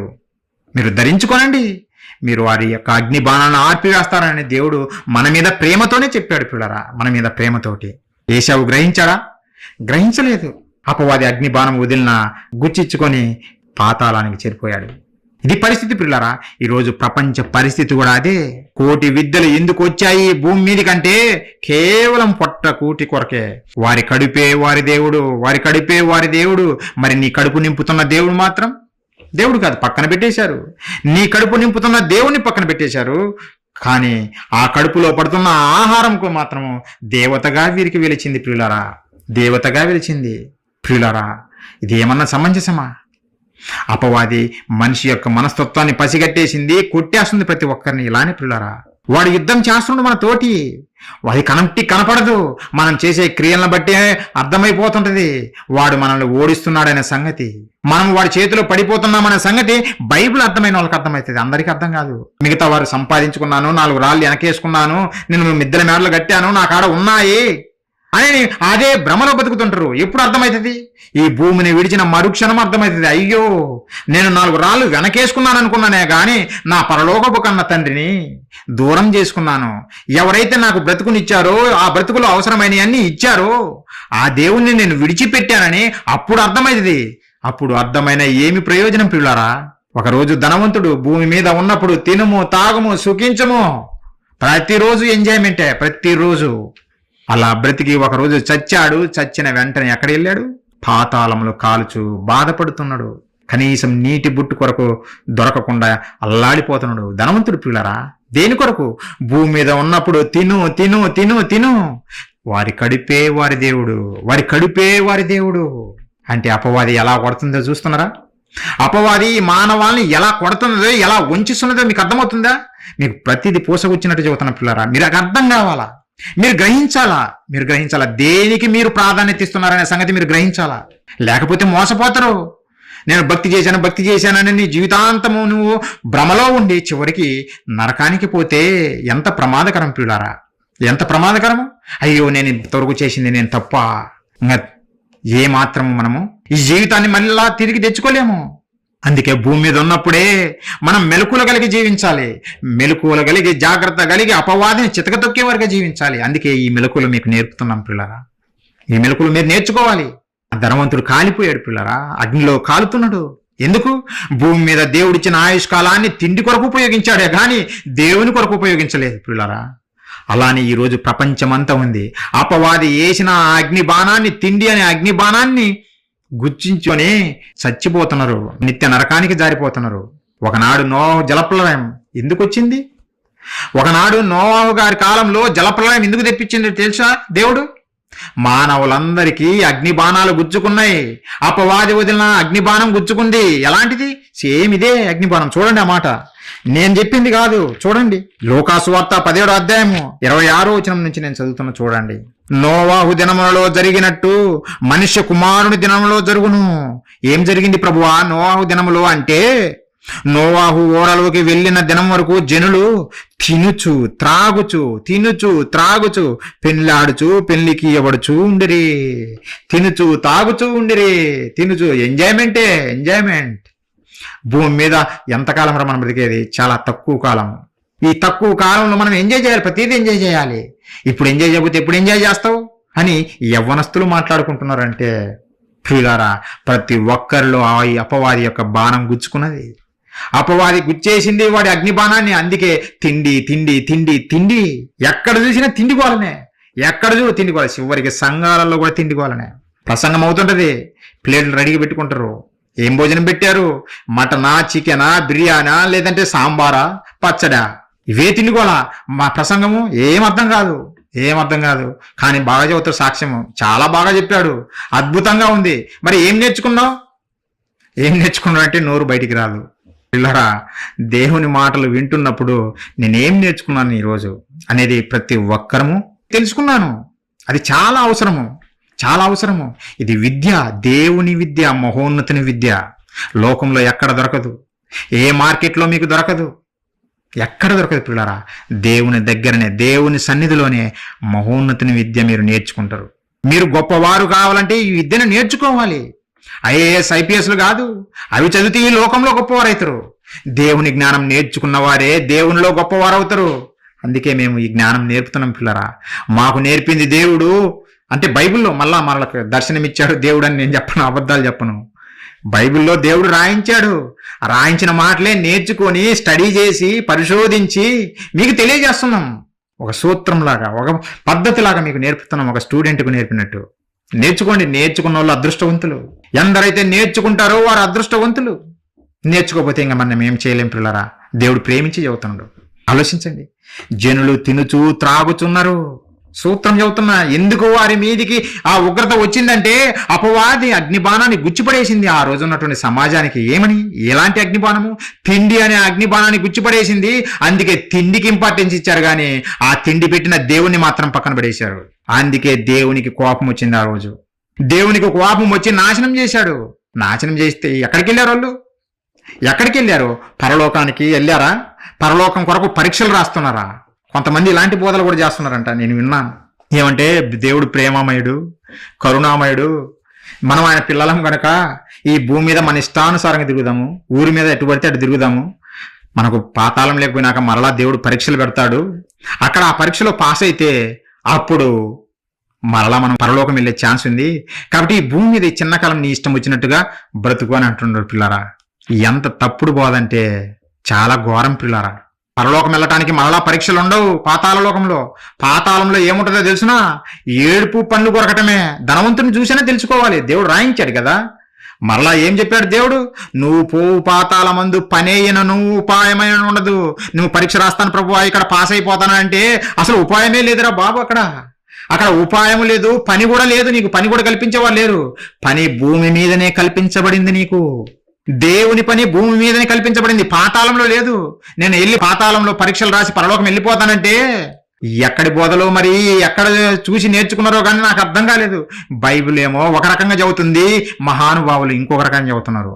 ఇలాంటి కొంతమంది దొంగ బోధకులను మేము చదువుతుంటే వీళ్ళు తప్పు చేస్తున్నారు అని అంటే వీళ్ళు తమను తాము హెచ్చించుకుంటున్నారు అని మమ్మల్ని గురించి చెబుతున్నారు. పిల్లరా, మమ్మల్ని మేము హెచ్చించుకోవటానికి మాలో ఏ మంచి ఉందని మేము హెచ్చించుకోగలము? మేము ఏ మంచి కార్యాలు చేశానని మేము హెచ్చించుకోగలము? మేమేమాత్రులము. నిజంగా దేవుడు అల్పులమైనను సరే మమ్మల్ని ప్రేమించి నా పని చేయండి అని అప్పగించాడు. మాకే కాదు, వింటున్న మీకు ఇచ్చాడు ఇదే భాగ్యాన్ని. దేవుని పని చేయమని మాకొక్కరికే కాదు, ఆయన మాటలు వింటున్న ప్రతి ఒక్కరికి ఆయన ఇచ్చాడు పిల్లలు ఆపర్చునిటీ. ఎంతమంది ఉపయోగించుకుంటున్నారు ఆలోచించండి. ఎంతమంది ఉపయోగించుకుంటున్నారు? మేము అది తెలుసుకున్నాము కనుకనే మనము ఉపయోగించుకోవాలి. ఈ భూమిని విడిచిపోయిన తర్వాత పనైన లేదు, ఉపాయం లేదు. ఏదైనా ఉపాయము దేవుని కొరకు చేయాలంటే ఈ భూమి మీదనే చేయాలి. ఏదైనా దేవుని కొరకు నేను పని చేయాలంటే ఈ భూమి మీదనే చేయాలి అని దేవుని మాటలను బట్టి ఆలోచించి మేము బయలుదేరితే వీరు తమను తాము హెచ్చించుకుంటున్నారు. ప్రియులారా, నిజంగా మమ్మల్ని మేము హెచ్చించుకోవడానికి మాలో ఏ గొప్ప లేదు. మేము దేవుని మాటలే మీకు చెప్పడానికి వచ్చాము తప్ప మేమేదో నీతిమంతులుగా మీ దగ్గర కనపరుచుకోవటానికి రాలేదు.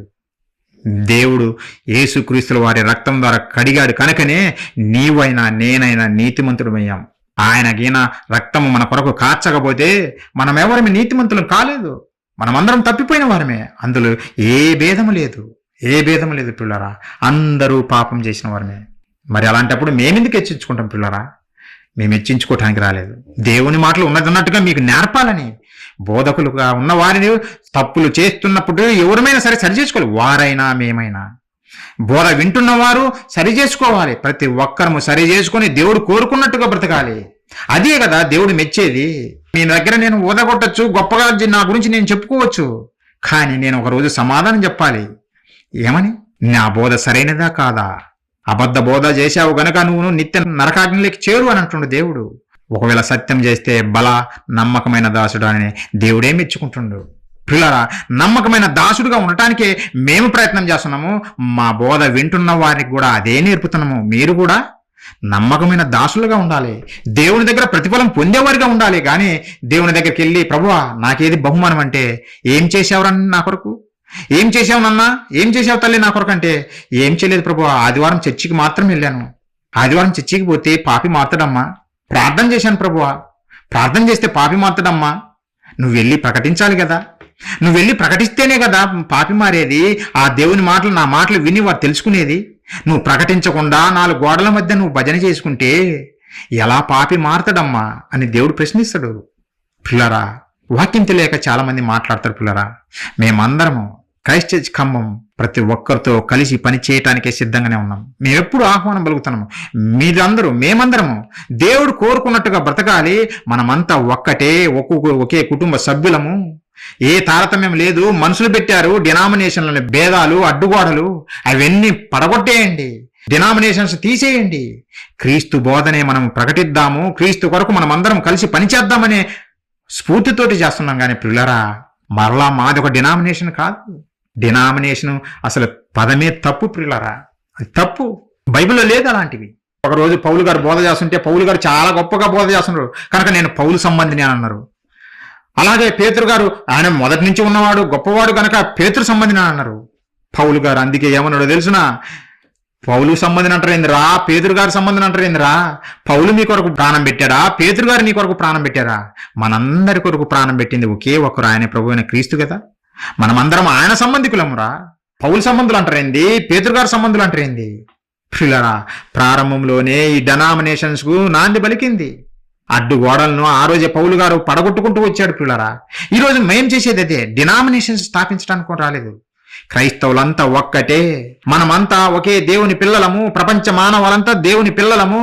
తప్పిపోయినటువంటి ఆ మానవాల్ని దేవుని రప్పించాలనే ఉద్దేశంతో క్రైస్తవులుగా మనం ముందడుగు వేయాలనే మనం ప్రయత్నం చేస్తున్నామే తప్ప ఇక్కడ ఒక సంఘము, అక్కడ ఒక సంఘము కట్టి ఎవరిని మోసం చేయటానికి రాలేదు. పిల్లరా, మేమెవరిని నిజంగా మోసపరచడానికి రాలేదు, ఎవరిని కించపరచడానికి రాలేదు. ప్రతి ఒక్కరము తప్పులు తెలుసుకొని దేవునికి ఇష్టానుసారంగా బ్రతకటమే మా లక్ష్యము, దేవుని యొక్క కోరిక. అదే మీకు తెలియజేస్తున్నాము. అంతకు మించి మేమేం చెప్పటం లేదు. పిల్లరా, ఆలోచించండి. అపవాది గుచ్చితే బాణాలు ఒక్కొక్కటిగా ఎలా ఉంటాయి? ఆ రోజు నోవహు గారి కాలంలో జలప్రళయం ఎందుకు వచ్చింది? తిండి అనే అగ్ని బాణం వదిలేసింది ఆ ప్రపంచ మానవాళి మీద. తిండికి పడిపోయారు కనుకనే దేవుడు సహించలేక వారి కడుపే వారి దేవుడయ్యాడు. బ్రతుకునిచ్చినటువంటి నన్ను పక్కన పెట్టారు. చివరికి ఏదైతే ఫుడ్ కనపడుతుందో, కళ్ళ ముందు కనపడుతుందో అదే దేవతని పూజిస్తున్నారని పిల్లలు ఆ రోజు నోవహు జలప్రళయంలో అందరినీ లేపేశాడు. మరి ఎక్కడికి వెళ్ళారు వాళ్ళు? నిత్య నరకాగ్ని పిల్లరా. ఆ నిత్య నరకాగ్నికి చారవేయడమే అపవాది యొక్క లక్ష్యము. అదే చేస్తుంది. లోతు గారి కాలంలో ఏం జరిగింది? మరి లోతు గారి కాలంలో అదే జరిగింది. లోక సువార్త మనం చూడగలిగితే 17వ అధ్యాయం 28 వచ్చిన పిల్లరా, 28 లోతు దినములలో జరిగినట్లుగా జరుగును. ఏం జరిగింది లోతు దినములు అంటే? జనులు తినుచు, త్రాగుచు, కొనుచు, అమ్ముచు, నారు నాటుచు, ఇల్లు కట్టుచు ఉండిరి. వారు కూడా తినటము త్రాగడమే. ఎక్కడ చూసినా ఇదే గోల పిల్లరా. తిండికి బానిసలైపోతున్నారు. తిండినే దేవతగా పొలుస్తున్నారు. మేము దేవతని మీరు చెప్పుకోకపోవచ్చు, కానీ ప్రియులారా, మీరు తిండికి ప్రాధాన్యత ఇచ్చారంటే, దేవుని పనిని పక్కన పెట్టి నాకు ఈరోజు పనుంది అక్క, లేదంటే పనుంది అన్నా నేను వెళ్ళిపోతున్నానంటే అదే నువ్వు తిండికి బానిసలైపోవడం అంటే. పొట్ట కూటి కొరకు నువ్వు పరుగులు తీస్తున్నావే తప్ప ఆ దేవుని పని నా చేతికి వచ్చింది నేను చెయ్యాలనే ఆలోచన ఎవరికి ఉంటుంది? ఎంతమందిలో ఉంటుంది? అలా ఉన్న వారందరూ విశ్వాసముతో అగ్నిబాణాలను ఆర్పుతున్నారు అనమాట. ఎందరైతే నిజంగా దేవుని పనిని చేస్తూ ఉన్నారో వారందరూ నిజముగా అగ్నిబాణాలను ఆర్పివేస్తున్నారు. ఎవరైతే తిండికి లేదంటే దేవుణ్ణి పక్కన పెట్టి తమ కార్యాలే చూస్తున్నారో వారు అగ్నిబాణాలలో పడిపోతున్నారు పిల్లరా, బలైపోతున్నారు. నోవహు గారి కాలంలో అదే జరిగింది. అలాగే లోతు గారి కాలంలో అదే జరిగింది. మరొక అగ్నిబాణం వదిలేసింది లోతు గారి కాలంలో. ఎలాంటి అగ్నిబాణం? ఎలాంటి అగ్నిబాణము వదిలిందో దేవుడు ఆ రోజు ఉన్నటువంటి జనులను చూసి బాధపడుతూ వారిని లేపేయాలని దేవదూతలను పంపుతాడు పిల్లారా. దేవదూతలను సొదొమ గొమొర్రా పట్టణానికి పంపుతాడు. వారిని లేపేయాలని అగ్ని గంధకాలు కురిపించి ఆ దేశాన్ని అంతా నాశనం చేయాలని. అయితే ఆ లోతు గారు ఆ ఊరి బయట గవిని దగ్గర ఉన్నప్పుడు ఆయన దేవదూతలను చూసి నమస్కరించి తన ఇంటికి చేర్చుకుని ఈ రోజు రాత్రిపూట ఇక్కడే గడపండి. ఎందుకంటే లోతు గారికి తెలుసు ఆ పట్టణంలో ఆ దేశంలో ఎంత క్రూరులు ఎంత దుష్టులు ఎలాంటి వారు ఉన్నారో లోతు గారికి తెలుసు కనుకనే లోతు గారు బతిమిలాడాడు, మేము ఇక్కడే ఉండండి అని. అంటే వచ్చారు పిల్లల దేవదూతలు. ఇంటికి వస్తే వారికి భోజనం చేసి పెట్టాడు. భోజనమైన తర్వాత వారు పండుకొనక మునుపుగా రాత్రిపూట ఇంకా పడుకోవటానికి వెళ్తున్నప్పుడు అప్పుడు ఆ ఊరి జనాంగమంతా వచ్చారు. దేని కొరకు ఎవరెవరు వచ్చారో ఒకసారి చూడండి. ఆదికాండము 19వ అధ్యాయం పిల్లరా 3వ వచనం నుంచి నేను చదువుతా చూడండి. ఆయనను అతడు మిక్కిలి బలవంతము చేసినప్పుడు వారు అతని తట్టు తిరిగి అతని ఇంట ప్రవేశించిరి. అతడు వారికి విందు చేసి పొంగని రొట్టెలను కాల్చగా వారు భోజనం చేసిరి. వారు పండుకొనక ముందు ఆ పట్టణస్థులు ఎవరంటే వాళ్ళు అనగా సొదొమ గొమొర్రా మనుషులు బాలురును వృద్ధులను ప్రజలందరూ నలుదిక్కుల నుండి కూడి వచ్చి ఆ ఇల్లు చుట్టివేసి, ఎందుకు దేవదూతలు వచ్చారు మన ఇంటికి మన దేశానికి వచ్చారు, చూద్దాము ఏం మెసేజ్ ఇచ్చారో దేవుని దగ్గర నుంచి అని అడగటానికి రాలేదు, లేదంటే అలా ఆలోచించడానికి రాలేదు. ఎందుకు వచ్చారంటే బాలురు వృద్ధులు, ఇది మీరు మనసులో పెట్టుకోండి, బాలురు వృద్ధులు అని చెబుతూ మేము వారిని కూడినట్లు మా యొద్దకు వారిని వెలుపలికి తీసుకుని రమ్మని అతనితో చెప్పగా, ఎంత ఘోరంగా మాట్లాడుతున్నారు చూడండి. మేము వారిని కూడినట్లు, ఎవరిని? దేవదూతలను కూడినట్లు.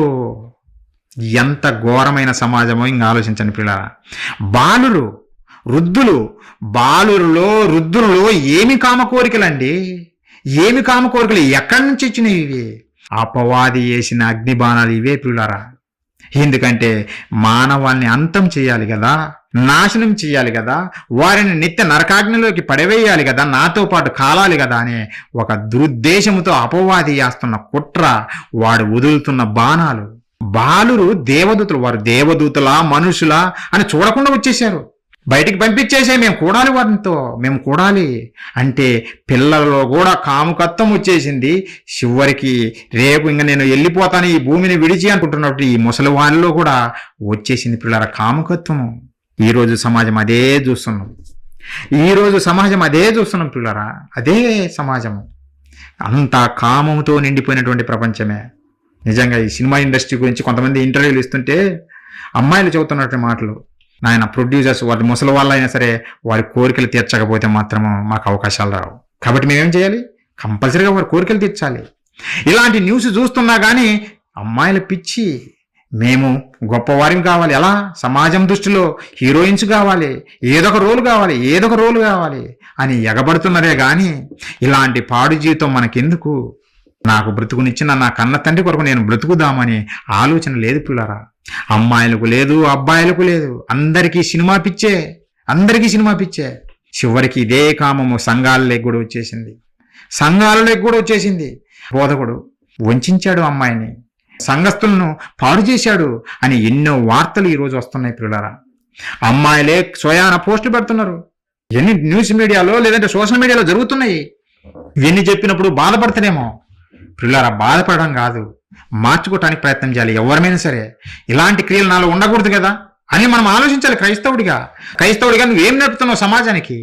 పిల్లరా, ఇలాంటి అగ్ని బాణాలన్నీ అపవాది వదులుతుంది.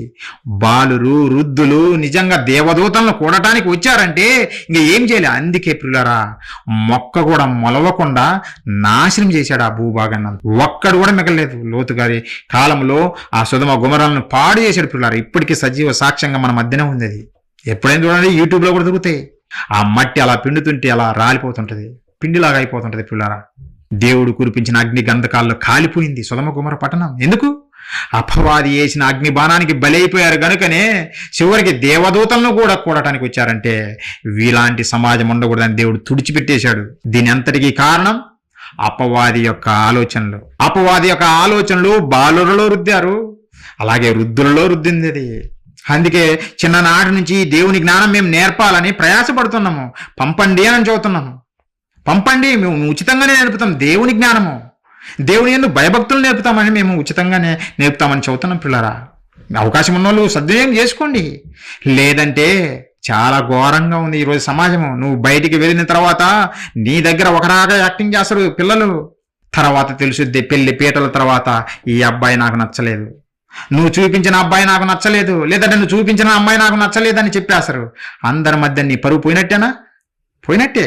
పెళ్లి చేసుకుంటారు, 4 రోజులు కాపురం ఉంటారు, మరలా ఇంకొక వ్యక్తితోటి పరిచయం అవుతుంది. మన స్త్రీ అలాగే భర్త కూడా అలాంటి వాడే. పెళ్లి చేసుకుంటాడు, భార్యతో కాపురం చేస్తాడు, పిల్లలు ఉంటారు, మరలా ఒక స్త్రీ. ఇంట్లో ఇల్లాలు, వంటింటో ప్రియులాలు. అలాంటి సినిమాలు తీసి ఆ సినిమాలు చూసి ప్రేరేపితులై ఇలాంటి దౌర్భాగ్యపు పనులు చేసుకుంటూ సమాజము దేవునికి దూరం అవుతూ ఉంది ప్రియులారా. వీటన్నిటికీ కారణము అపవాది వేసినటువంటి అగ్నిబాణాలు. ఈ అగ్నిబాణాలను ఎదిరించేటువంటి లేదంటే ఆర్పివేసేటువంటి విశ్వాసం అనే డాలు ఎవరు ధరించుకోలేదు గనకనే, ఎవరు ధరించుకోవటం లేదు. ఒకనాడు ఏలీ గారి కుమారులు హోఫ్ని ఫీనిహాసులు వాళ్ళు ఏం చేశారో తెలిసిన? యాజక ధర్మం జరిగిస్తున్నారు పిల్లరా. షిలోహు మందిరములో దేవుని మందసం దగ్గర యాజక ధర్మం జరిగిస్తున్నారు. ఒక తండ్రి ఏలీ గారు ఎలా జరిగిస్తున్నారో కుమారులు కూడా సహకారులుగా ఉండాలి కదా. వాళ్ళు సహకారులుగా ఉండవలసింది పోయి దుర్మార్గులుగా మారిపోయారు పిల్లారా. ఎలాంటి దుర్మార్గం కార్యాలు చేశారో ఒకసారి చూడండి. ఎందుకంటే ఇవన్నీ మీకు ఎక్స్ప్లెయిన్ చేయకపోతే అపవాది అగ్నిబాణం ఏందో మీకు అర్థం కాదు. అపవాది వేసే అగ్నిబాణాలు ఇవే అని మీకు చూపించడం కొరకు ఇవన్నీ మీకు ఎక్స్ప్లెయిన్ చేస్తున్నా. మీకు అర్థం కావాలి కదా. యాజక ధర్మం చేయవలసిన వారు లేదు ఈ రోజు బోధకులుగా ఉన్నటువంటి వారు, ఆ రోజు వాళ్ళు యాజకులు ప్రియులారా. వాళ్ళు ఏం చేశారు ఒకసారి చూడండి ప్రియులారా. 1 సమూయేలు గ్రంథము 2వ అధ్యాయం ప్రియులారా 12వ వచనము. ఏలీ కుమారులు యెహోవా ఎరుగని వారై మిక్కిలి దుర్మార్గులై ఉండరి. ఎందుకు ప్రభువా వీళ్ళు దుర్మార్గులై ఉండరి అంటున్నావు? ఎందుకు ప్రభువా అని అడిగితే 22వ వచనంలో మనకు తెలియజేస్తున్నాడు పిల్లరా. 22వ వచనంలో ఏలీ బహువృద్ధుడాయను, ఇశ్రాయేలీయులకు తన కుమారులు చేసిన కార్యములన్నీ వారు ప్రత్యక్షపు గుడారము యొక్క ద్వారము దగ్గర సేవ చేయుటకు వచ్చిన స్త్రీలతో చెయ్యనించుటయు మాట చెవినబడగా. ఏం చేశారు వీళ్ళు? ఏలీ కుమారులు హోఫ్ని ఫీనిహాసులు పిల్లరా. దేవునికి యాజక ధర్మం చేయవలసినటువంటి వీళ్ళే లేదంటే బోధ చేస్తున్నటువంటి బోధకులే ఏం చేస్తున్నారు తెలుసునా? ఆ సేవ చేయటానికి కొంతమంది స్త్రీలు వస్తారు కదా, ఆ స్త్రీలతో చేయనిస్తున్నారంట. అందుకే దుర్మార్గులు అని చెప్పాడు దేవుడు. దుర్మార్గులు. దీని అంతటికి కారణం అపవాది చేసిన అగ్నిబాణం. అపవాది చేసిన అగ్నిబాణం చివరికి ఏమైంది? అంతము. ఎక్కడ అంటే పాతాళ లోకంలో నిత్యము కాలేవారిగా ఉండిపోవడానికి చేయిపోయారు పిల్లరా. అపవాది లక్ష్యం అదే పిల్లరా. అపవాది యొక్క లక్ష్యం అదే, ఈ మానవాళిని నాశనం చేయాలని. ఇలాంటి ఘోరాలు జరుగుతూనే ఉన్నాయి. ఈ మధ్య యూట్యూబ్లో వీడియో చూశాను పిల్లరా, చాలా బాధ అనిపించింది. గొప్ప బోధకుడు దగ్గర నేను బోధ నేర్చుకొని వచ్చినామని సేవ జరిగిస్తున్నానని ఒక వ్యక్తి ఏం చేశాడంటే తన సంఘంలో పరిచర్య చేస్తున్నటువంటి ఒక యవ్వనస్తురాలని మొదట నేను పెళ్లి చేసుకుంటానని చెప్పి ఆ సంఘంలో పరిచర్య చేస్తున్నప్పుడు అందరినీ వెళ్ళిపోమని చెప్పి బలవంతంగా ఆమెను రేప్ చేసి ఇంటికి పంపించాడు. చివరికి ఆ స్త్రీ ఎవరికి చెప్పుకోలేక యూట్యూబ్లో పెట్టింది, నన్ను మోసం చేశాడు ఇతనని పిల్లరా. అందుకే యవ్వన స్త్రీలైనా యవ్వన పురుషులైనా సరే ఎవరిని మీరు నమ్మద్దు, చాలా జాగ్రత్తగా ఉండాలి. ఎందుకంటే లోకము అపవాది చేతిలోకి వెళ్ళిపోయింది. దేవుని మాటలు వినే వాళ్ళు తక్కువైపోయారు. నిన్ను ఎలానైనా మట్టు కరిపించడమే అపవాది యొక్క లక్ష్యం. ఎందుకు ఇలా జరుగుతున్నాయి? అపవాది అగ్నిబాణాలు. మరి డాలు పట్టుకున్నావా? డాలు పట్టుకోలేదు గనకనే ఇలా ప్రతి ఒక్కరు కాలిపోతున్నారు పిల్లరా. ప్రతి ఒక్కరు కాలిపోతున్నారు. చెప్పుకుంటే ఎన్నెన్నో ఉన్నాయి, కొన్ని మీకు తెలియజేశాను. మీరు అలా పడిపోకుండా మీరు విశ్వాసం అనే డాలు పట్టుకోవాలి. మరి విశ్వాసం అనే డాలు ఎలా పట్టుకోవాలి? ఎలా పట్టుకున్నారు భక్తులు? ఎలా అగ్నిబాణాలను ఆర్పారు అనే విషయాలు 2 సంఘటనలు చూపించేసి ముగించేస్తాను పిల్లరా. విశ్వాసం అనే డాలు పట్టుకొని ఏ విధంగా వారిను అపవాదిని అంతం చేశారు, అపవాది యొక్క అగ్నిబాణాలను ఆర్పివేశారో ఒకసారి ఆలోచిద్దాం పిల్లారా. బబులోను సామ్రాజ్య అధినేత నెబుకద్నెజరు పిల్లారా, ఒకనాడు అపవాది నెబుకద్నెజరు ద్వారా ఒక అగ్నిబాణాన్ని వదిలింది పిల్లారా. అదేంటంటే మానవాళ్ళందరినీ నాశనం చేయాలని ఒక అగ్నిబాణం లాంటిది వదిలింది. ఎలా అంటే నెబుకద్నెజరు 60 మూరల ఎత్తు 60 మూరలటువంటి ఎడల్పు కలిగినటువంటి ఒక బంగారు ప్రతిమను చేయించి ఈ ప్రతిమకు ప్రతి ఒక్కరూ నమస్కరించాలి, సాగిలపడాలి అని ప్రచారం చేశాడు పిల్లారా. అందరికీ తెలియజేశాడు. సకల వాద్యములు ధ్వనులు మీకు వినపడుతున్నప్పుడు ప్రతి ఒక్కరూ ఆ విగ్రహముకు లేదంటే ఆ ప్రతిమకు సాష్టాంగపడి నమస్కారం చేయాలి. ఒకవేళ చెయ్యకపోతే వారందరూ మండుచున్న అగ్నిగుండములు పడివేయబడదురు అని ఒక ఆజ్ఞ పాస్ చేశాడు నెబుకద్నెజర్ రాజు. అప్పుడు ఆయన కింద ఉన్నటువంటి జనాంగం అంతా ఏం చేశారో తెలుసా? రాజు కదా, చెప్పాడంటే చేస్తాడు, ఆయన మనల్ని నిజంగానే అగ్నిగుండంలో పడేస్తాడని ప్రతి ఒక్కరూ ఆ ప్రతిమకు సాష్టాంగ నమస్కారపడ్డారు. ఒకసారి చూడండి ఆ మాట. దానియేలు గ్రంథము 3వ అధ్యాయం మనం చూడగలిగితే 7వ వచనం ప్రియులారా, నెబుకద్నెజరు నిలబెట్టించినటువంటి ఆ ప్రతిమకు, బంగారు ప్రతిమకు ప్రతి ఒక్కరూ మోకరించారు. సకల జనులకు బాకా, పిల్లను గ్రోవి, పెద్ద వీణ, సుంపోనియా, విపంచిక సకల విధములకు వాద్యధ్వనులు వినబడగా ఆ జనులను, దేశస్థులను, ఆయా భాషను మాట్లాడువారును సాగిలపడి రాజుకు నెబుకద్నెజరు నిలబెట్టించిన బంగారు ప్రతిమకు నమస్కారము చేసిరి అంటే వీళ్ళందరూ పడిపోయారా? వీళ్ళందరూ పడిపోయారు. సకల జనులు పడిపోయారు ఆ రోజు అపవాది వేసిన అగ్నిబాణంలో. నన్ను సృష్టించిన దేవుణ్ణి నేను పూజించాలి, ఆయనకే నమస్కరించాలి అని అనుకోలేదు వాళ్ళు. రాజు చెప్పాడు గనక మనం పాటిద్దామని పాటించేశారు. ప్రతి ఒక్కరూ అపవాది యొక్క అగ్నిబాణంలో పడిపోయారు పిల్లారా. అయితే ఇలాంటి సిచ్యువేషన్లో ఒక ముగ్గురు నిలబడ్డారు పిల్లారా. వారు నిలబడలేదు, వారు నమస్కరించలేదు, వారు సాగిలపడలేదు. వారెవరో కాదు, యూదా దేశంలో నుండి చెరగా వచ్చినటువంటి వారు షద్రకు, మేషకు, అబేద్నెగో అనే ముగ్గురు యూదులు, నీతిమంతులు. వారు రాజాజ్ఞ పాస్ చేసినా ఏమాత్రం కేతరు చేయకుండా వారి నమస్కరించలేదు పిల్లారా. ఆ విషయం రాజుకు తెలిసింది. రాజా, ఈ దేశంలో ఉన్న ప్రతి ఒక్కరూ నమస్కరించారు మీరు చేసిన ప్రతిమకు, కానీ యూదా దేశం నుండి వచ్చినటువంటి వారు ముగ్గురు, మీరు రాచరిక పనులు చేయటం కొరకు మీరు మీ దేశం మీద అధికారులుగా వాళ్ళని నియమించారు కదా, ఆ ముగ్గురు మాత్రము వాళ్ళు నమస్కరించలేదు, మీ దేవతను పూజించటం లేదు రాజా అంటే రాజుకు కోపం వచ్చింది. రాజునైనటువంటి నా మాటని వీళ్ళు తిరస్కరిస్తారా? తీసుకురండి నా దగ్గరికి అని పిలిపించాడు పిల్లారా. షద్రకు, మేషకు, అబేద్నెగోను పిలిపించి అడిగాడు, వీరు చెబుతున్న మాట నిజమేనా? సకల వాద్యములు వాయించిన తర్వాత మీరు సాష్టాంగపడి నమస్కరించలేదంట, నా దేవతను పూజించటం లేదంట, నిజమేనా? ఇప్పుడు వాయిద్యాలు వాయిస్తారు, మీరు నమస్కరించితరా సరే, లేకపోతే ఏ దేవుడు మిమ్మల్ని రక్షిస్తాడో నేను చూస్తా, మండుచున్న అగ్నిగుండంలో మిమ్మల్ని పడవేస్తానని ఒక వార్నింగ్ ఇచ్చాడు పిల్లారా. అప్పుడు వీళ్ళు, అయ్యో అగ్నిగుండంలో పడేస్తావా, మా ప్రాణాలు పోతాయి, ఇంకా మేము ఎలా చేయాలి రాజా, తప్పైపోయింది, మేము నమస్కరిస్తాము అని సాగిలపడలేదు పిల్లరా. వారు రాజుని సైతము ఎదిరించారు. దేని కొరకు? దేవుని కొరకు. ఎలా ఎదిరించారో ఒకసారి చూడండి. ఆ మాట అద్భుతంగా ఉంటుంది పిల్లరా. వాళ్ళు పలికిన డైలాగే కాదు, నిజ జీవితంలో రియల్ హీరోలు. మండుచున్న అగ్నిగుండము బయట కనపడుతున్నా రాజాజ్ఞాది అయినా సరే ఆ రాజాజ్ఞను కూడా వాళ్ళు ఏమాత్రం కేతర చేయకుండా జీవము గల దేవుని కొరకు ఎలా నిలబడ్డారో, ఎలా మాట్లాడుతున్నారో ఒకసారి చూడండి పిల్లరా. దానియేలు గ్రంథము 3వ అధ్యాయం పిల్లరా 16వ వచనము 17వ వచనం మనం చూడగలిగితే, షద్రకును, మేషకును, అబేద్నెగో రాజుతో ఇలాగు చెప్పిరి, నెబుకద్నెజరు ఇందును గూర్చి నీకు ప్రత్యుత్తరం ఇవ్వవలన చింత మాకు లేదు. ఎంత బాగా మాట్లాడుతున్నా, చింత మాకు లేదు, నీకేదో సమాధానం చెప్పుకోవాల్సింది, అయ్యో భయపడిపోతున్నామని అలాంటి చింత మాకు లేదు. మరి ఏంటి? మేము సేవించుచున్న దేవుడు మండుచున్న వేడిమి గల ఈ అగ్ని గుండములో నుండి మమ్మును తప్పించి రక్షించుటకు సమర్థుడు, మరియు నీ వశమున పడకుండా ఆయన మమ్మును రక్షించును. ఒకవేళ ఆయన రక్షించకపోయినను రాజా, నీ దేవతలను మేము పూజింపమనియు నువ్వు నిలవబెట్టించినటువంటి బంగారు ప్రతిమకు నమస్కరింపమనియు తెలుసుకునుము. అద్భుతమైన సమాధానం కదా. నువ్వు రాజు అనేంత మాత్రాన మీకు ఏదో సమాధానం చెప్పుకోవాలని లేదు రాజా. అగ్నిగుండంలో వేసిన ఆ అగ్నిగుండం నుంచి తప్పించి రక్షించుటకు సామర్థ్యం కలిగినటువంటి దేవుడు, శక్తిమంతుడు. కాబట్టి మేమైతే నీ ప్రతిమకు నమస్కారం చేయము రాజా అని అన్నారు పిల్లరా. దేవుడు కనిపించకపోయినా విశ్వాసం అనే డాలు పట్టుకున్నారు పిల్లరా. ఒకవేళ నమస్కరించారనుకో రాజు చేతిలో నుంచి బయటపడరు అంతే, కానీ దేవుని చేతిలో నుంచి బయటపడరు. అపవాది కుట్ర ఇదే, ఏ విధంగానైనా లేపేయాలి అని భక్తుల మీద చూపించింది, ఈ భక్తుల మీద కూడా అదే చేసింది. ఏ విధంగానైనా లేపేయాలనుకున్నది, కానీ ప్రియులారా దేవుణ్ణి గెలిపించారు. దేవుడిచ్చినటువంటి సర్వాంగ కవచంలో ఉన్నటువంటి విశ్వాసం అనే డాలు పట్టుకున్నారు ప్రియులారా. షద్రకు, మేషకు, అబేద్నెగోలు. విశ్వాసము, దేవుడు కనిపించకపోయినా దేవుని యందు విశ్వాసం ఉంచారు, మా దేవుడు మమ్మల్ని రక్షిస్తాడు, ఒకవేళ రక్షింపకపోయినా సరే మేమైతే నమస్కరించము ఈ ప్రతిమకనని వాళ్ళు రాజుకే ప్రత్యుత్తరం ఇచ్చారు పిల్లారా. అదే విశ్వాసం అనే డాలు పట్టుకోవడం అంటే. చివరికి ఏమైంది పిల్లారా? రాజు వేశాడు. వీళ్ళు నా మాట తిరస్కరిస్తారా అని మనుచున్న అగ్నిగుండాన్ని 7 అంతలు వేడిమి గల దానిగా చేశారు పిల్లారా. తర్వాత బలవంతులైనటువంటి వారిని పిలిపించి వారిని ముగ్గురిని కట్టేసి అగ్నిగుండంలో పడవేయమంటే ఆ పడవేసిన వారు చనిపోయారు. ఆ పడవేయబడినటువంటి షడ్రకు మేషకు అబేద్నెగోలు మాత్రము ఆ అగ్నిలో అలా తిరుగుతూ కనపడ్డారు రాజుకు. ఎలా? ముగ్గురే కాదు, 4.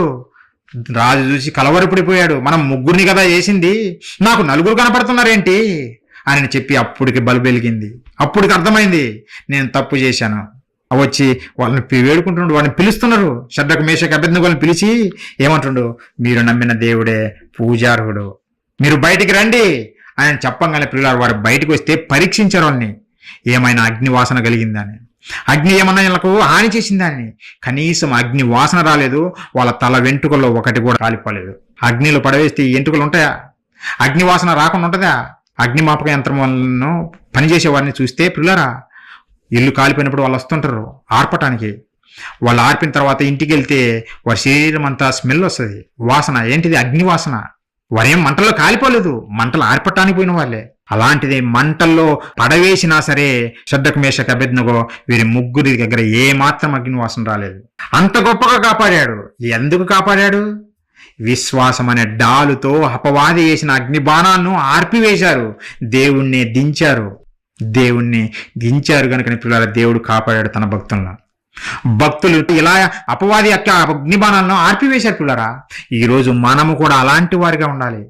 కంటికి కనపడుతుంది కదా ప్రమాదము, అయ్యో మనం మరణించేస్తాము, దేవుని విడిచిపెడతాము అని అనుకోకూడదు ఎవరిమైనా సరే. వాళ్ళ పలికిన మాట నాకు ఒకటి ఆనందం అనిపించింది పిల్లరా.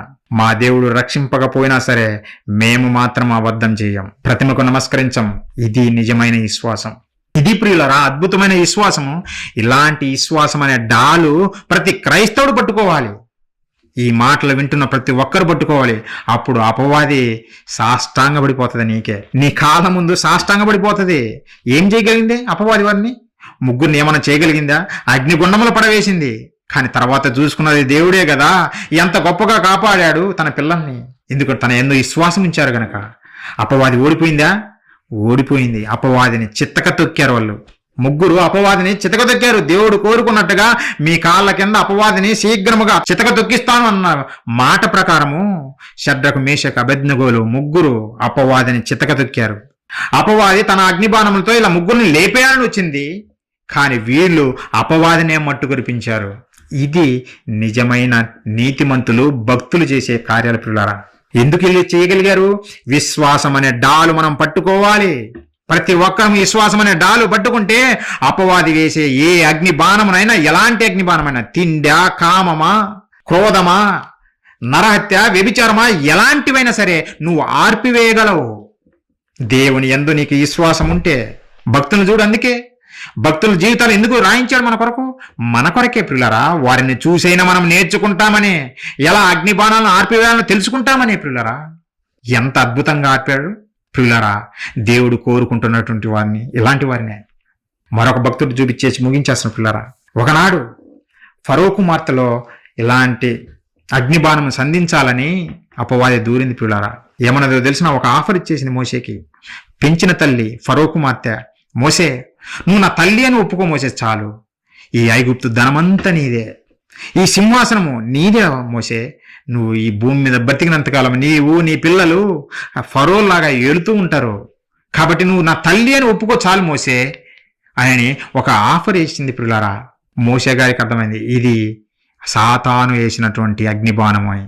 మోషే గారికి అర్థమైంది, భక్తుడు గనక, నీతిమంతుడు గనక మోషే గారికి అర్థమైంది ఇది అపవాది వేసినటువంటి ఎత్తుగడ, అపవాది వేసినటువంటి అగ్నిబాణం అని అర్థమైంది.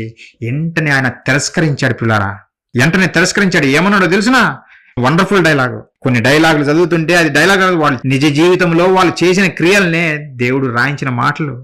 అద్భుతంగా తన పిల్లల గురించి రాయించిన మాటలు పిల్లారా. హెబ్రీయులకు రాసిన పత్రిక 11వ అధ్యాయం 24-26 వచనాలు ప్రియులారా.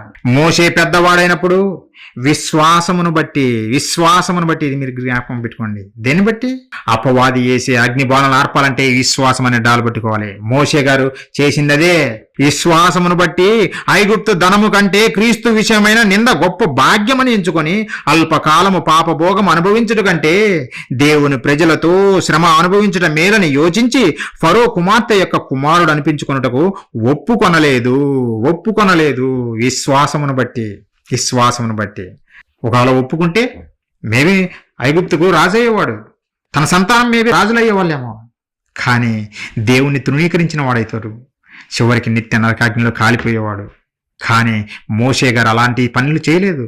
ఇది అపవాది వేసిన అగ్నిబాణం అని గ్రహించాడు. వెంటనే తృణీకరించాడు ఆ పదవిని. నాకు ఈ పదవి వద్దు, ఈ సింహాసనం వద్దు, ఇవి అల్పకాలము పాపభోగాలే. ఈ అల్పకాల పాపభోగాల కొరకు నా దేవుని నేను ఎలా విడిచిపెట్టుకుంటాను? నిత్యము నా దేవునితో ఉండవలసిన నేను ఎలా విడిచిపెట్టుకుంటాను? కనుక నేను విడిచిపెట్టను దేవుణ్ణి. ఈ శ్రమలను, ఈ నిందలను, వీటినే నేను స్వీకరిస్తానని ప్రియులారా సింహాసనాన్ని తృణీకరించాడు మోషే. అంటే ఆర్పాడు, అపవాది యొక్క అగ్నిబాణం ఆర్పివేశాడు ప్రియులారా. తెలుసు మనకు మోషే గారు ఎలా జీవించారో, ఎంత గొప్పగా దేవుని కొరకు శ్రమలు నిందలు మోసాడో మనకు తెలుసు. ఆ హిస్టరీ అంతా ప్రియులారా ఇదే దేవుడు కోరుకుంటుంది. నీ నుంచైనా నా నుంచైనా ఈ దేవుని మాటలు వింటున్న ప్రతి ఒక్కరి నుంచి కోరుకునేది దేవుడు ఇదే ప్రియులారా. ఆయన కొరకు మనం నిలబడాలి. ఫుడ్ కొరకు కాదు, ఏశావులాగా, లేదంటే పదవి కోసం కాదు, లేదంటే ఈ లోకంలో అల్పకాల పాపభోగాల కొరకు కాదు మనం నిలబడాల్సింది. మనకు జన్మనిచ్చినటువంటి మన పరలోకపు కన్న తండ్రి కొరకు ఈ లోకంలో నిలబడాలి. అలా నిలబడుతున్నప్పుడు అపవాది ఎన్నో బాణాలు మన మీద సంధిస్తుంది. ఆ బాణాలన్నిటినీ మనం ఆర్పివేయాలంటే దేవుడిచ్చినటువంటి సర్వాంగ కవచంలోని విశ్వాసం అనే డాలు ప్రతి ఒక్కరూ పట్టుకోవాలని ఈ పాఠం మీకు బోధిస్తున్నాను పిల్లారా. వాడి అగ్ని బాణాలు ఎలా ఉంటాయో, వాటిని ఎలా ఆర్పారో భక్తులు, ఇవన్నీ మీకు నేను చూపించాను. ఒకవేళ నువ్వు విశ్వాసం అనే డాలు పట్టుకోపోతే అపవాది అగ్ని బాణములతో కూలిపోతావు. చివరికి వాడితో పాటు నిత్యము నరకంలో ఉండిపోవాల్సి వస్తాయి పిల్లారా. అందుకే దేవుడు ఏమన్నాడో తెలిసిన, మీరు విశ్వాసం అనే డాలు పట్టుకున్నారో లేదో ఒకసారి చూసుకున్నానా, చెక్ చేసుకోండి అని దేవుడు అడుగుతున్నాడు. ఒకసారి చూడండి, ఆ మాట చివరికి ముగించుకుందాం. మీరు విశ్వాసం అనే డాలు పట్టుకున్నారా లేదా ఒకసారి చెక్ చేసుకోండి అని దేవుడు అడుగుతున్నాడు. ప్రతి ఒక్కరు చెక్ చేసుకోవాలి. కొరింథీయులకు రాసినటువంటి 2వ పత్రిక పిల్లారా 13వ అధ్యాయం 5వ వచనం పిల్లారా, మీరు విశ్వాసం గలవారై ఉన్నారో లేదో మిమ్మల్ని మీరే శోధించుకొని చూచుకొనడి, మిమ్మల్ని మీరే పరీక్షించుకోండి. విశ్వాసం ఉందా మీకు? విశ్వాసం అనే డాలు పట్టుకున్నారా? చెక్ చేసుకోండి అంటుండే దేవుడు పిల్లరా. చెక్ చేసుకోవాలి. మనం అందరం చెక్ చేసుకుంటే ఒక షడ్రకు మేషకు అబేద్నెగోలాగా నిలబడతాం, ఒక మోషే గారిలాగా నిలబడతాము, ఒక దానియేలు గారిలాగా నిలబడతాము, ఒక దావీదు గారిలాగా నిలబడతాము, భక్తులలాగా నిలబడతాం. ఒకవేళ మనం విశ్వాసం అనే డాలు పట్టుకుంటున్నారా లేదనేది మీరు చూసుకోవాలి, మనము చూసుకోవాలి. పిల్లరా మీకు తెలియదు గనకనే ఈ విషయాలు ఒక్కొక్కటిగా తెలియజేస్తున్నాం. సర్వాంగ కవచం ఒక్క రోజులో చదువుదామని రాసుకున్నాను పాఠము. తర్వాత నాకు అర్థమైంది, దాని మూలాల్లోకి వెళ్ళి చెబితే తప్ప ప్రజలకు అర్థం కాదు, అవి వాళ్ళకి అర్థం చేయించాలి. వారు కూడా దుష్టుని ఎదిరించేవారుగా, సాతాను తమ కాళ్ళ కింద చితక తొక్కేవారుగా, దేవుని నామాన్ని మహిమపరిచేవారుగా ప్రతి ఒక్కరు ఉండాలంటే ఆ సర్వాంగ కవచం యొక్క వివరణ మీకు అవసరమని ఈ పాఠం ఒక్కొక్కటిగా, ఒక్కొక్క భాగం గురించి ఒక్కొక్క పాఠంగా మీకు తెలియజేస్తున్నాం. ఎన్నో విషయాలు ఉన్నాయి, కానీ గంటలో మాట్లాడాలంటే సరిపోదు పిల్లరా. మీకు అర్థం చేయించడం కోసమే కొన్ని విషయాలు మీకు తెలియజేశాను. మీరు అర్థం చేసుకోండి, అర్థం కాకపోతే మరలా అడగండి, తెలియజేస్తాం. కానీ దేవునికి మాత్రం దూరం కావద్దు. అపవాది చేస్తున్న కుట్ర అదే. ఆయనకు దూరం చేసి మనల్ని నిత్య నరకాగ్నికి పంపిస్తుంది. ఆయనకు దూరం అయ్యే పనులు మీరు ఎప్పుడు చేయొద్దు పిల్లారా. విశ్వాసం అనే డాలు పట్టుకోండి, ఆ సర్వంగ కవచాన్ని ధరించుకోనండి. ఎందుకంటే విశ్వాసం లేకపోతే దేవునికి ఎవ్వరు ఇష్టలుగా ఉండరు. అదే గుర్తుపెట్టుకోండి. ఏశావు జీవితంలో ఎందుకు అలా జరిగింది? ఏశావు ఎందుకు దేవుడు పక్కన పెట్టేశాడు? ఎందుకు నరకానికి పంపారు అంటే విశ్వాసం లేదు, విశ్వాసం అనే డాలు పట్టలేదు. చివరిగా మాట చూడండి పిల్లరా, హెబ్రీయులకు రాసిన పత్రిక 11వ అధ్యాయము 6వ వచనము, విశ్వాసము లేకుండా దేవునికి ఇష్టుడై ఉండుట అసాధ్యము. విశ్వాసం లేకపోతే ఎవ్వరూ దేవునికి ఇష్టలుగా ఉండలేము పిల్లరా. కాబట్టి దేవుడు ఇచ్చినటువంటి సర్వాంగ కవచంలో విశ్వాసం అనే డాలు మీరు అందరూ పట్టుకోండి, అందరం పట్టుకోవాలి.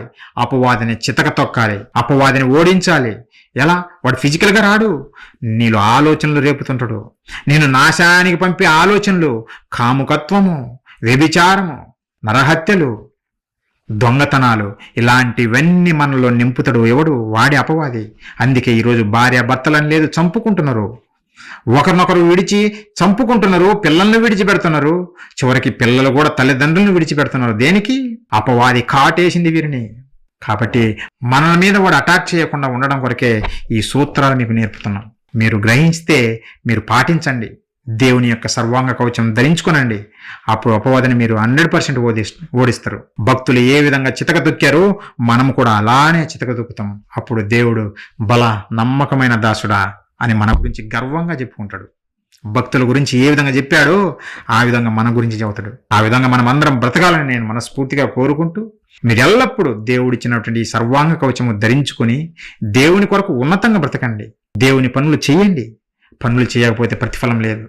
కాబట్టి కేవలము విని విడిచిపెట్టేవారిగా ఉండకుండా పిల్లరా, విన్న మాటలకు ప్రతిఫలం తెచ్చే నిజమైన దేవుని పిల్లలుగా మీరు అందరూ ఉండాలని మనస్ఫూర్తిగా కోరుకుంటూ ఈ నా మాటలు ముగిస్తున్న చివరి ప్రార్థన చేసుకుని ముగించుకుందాం. అందరు తల్ల ఉంచినట్లయితే ప్రార్థించుకుందాం. మహాపరిశుద్ధుల ప్రేమగల మా కన్న తండ్రి, మీ పరిశుద్ధమైన ఘనమైన శ్రేష్టమైన మహోన్నతమైన మీ నామానికి కృతజ్ఞతాస్తుతులు తండ్రి. దేవా, వాతావరణాన్ని అనుకూలపరిచి జీవం కలిగిన మీ మాటలు మేము వినటానికి తండ్రి మాకు నేర్పిన మెలకులను బట్టి మీకు కృతజ్ఞతలు తెలియజేస్తున్నాం నాయన. దేవా, అపవాది మాయలో ఎంతోమంది ఈరోజు పడిపోతున్నారు తండ్రి. మీ మాటలు పట్టుకున్న వారే పడిపోతున్నారు అన్న తండ్రి. అందుకొరకే ఎవరు మేము పడిపోకూడదనే మాకు సర్వాంగ కవచం ధరింపజేస్తున్నారు.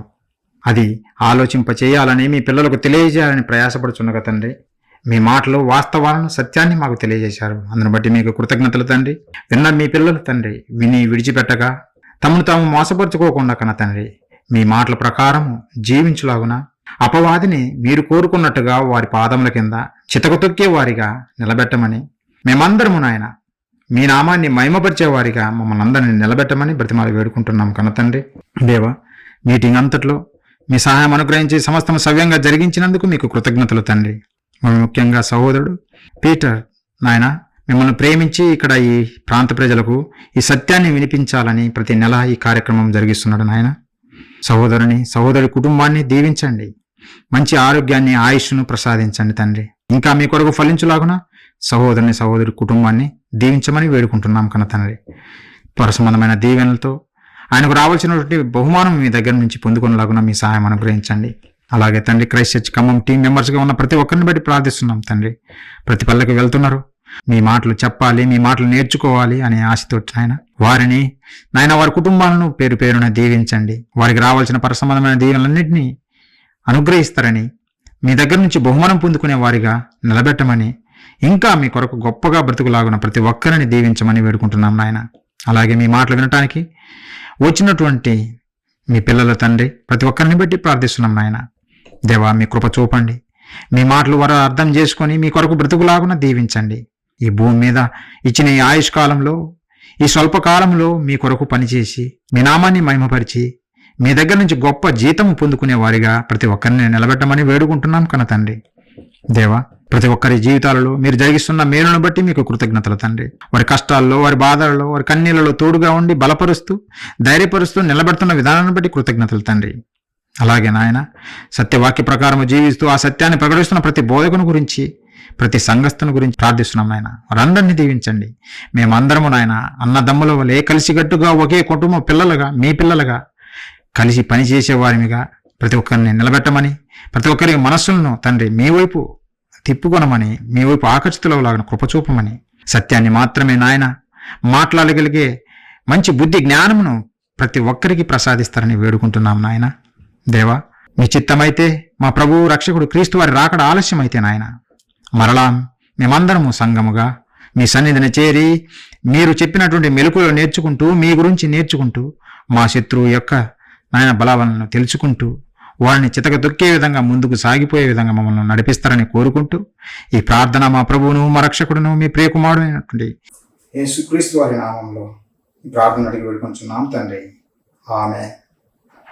మా అందరి కన్న తండ్రి అయిన దేవుని ప్రేమ, మన ప్రభువు రక్షకుడు క్రీస్తు వారి మహాకృప, పరిశుద్ధాత్మ దేవుని సహవాసం మనకును సకల పరిశుద్ధులకును దేవుని చిత్తం చొప్పున జరిగిస్తున్న ప్రతి ఒక్కరికి తోడై నడిపించును గాక. ఆమేన్. అందరికీ వందనాలు ప్రియులారా.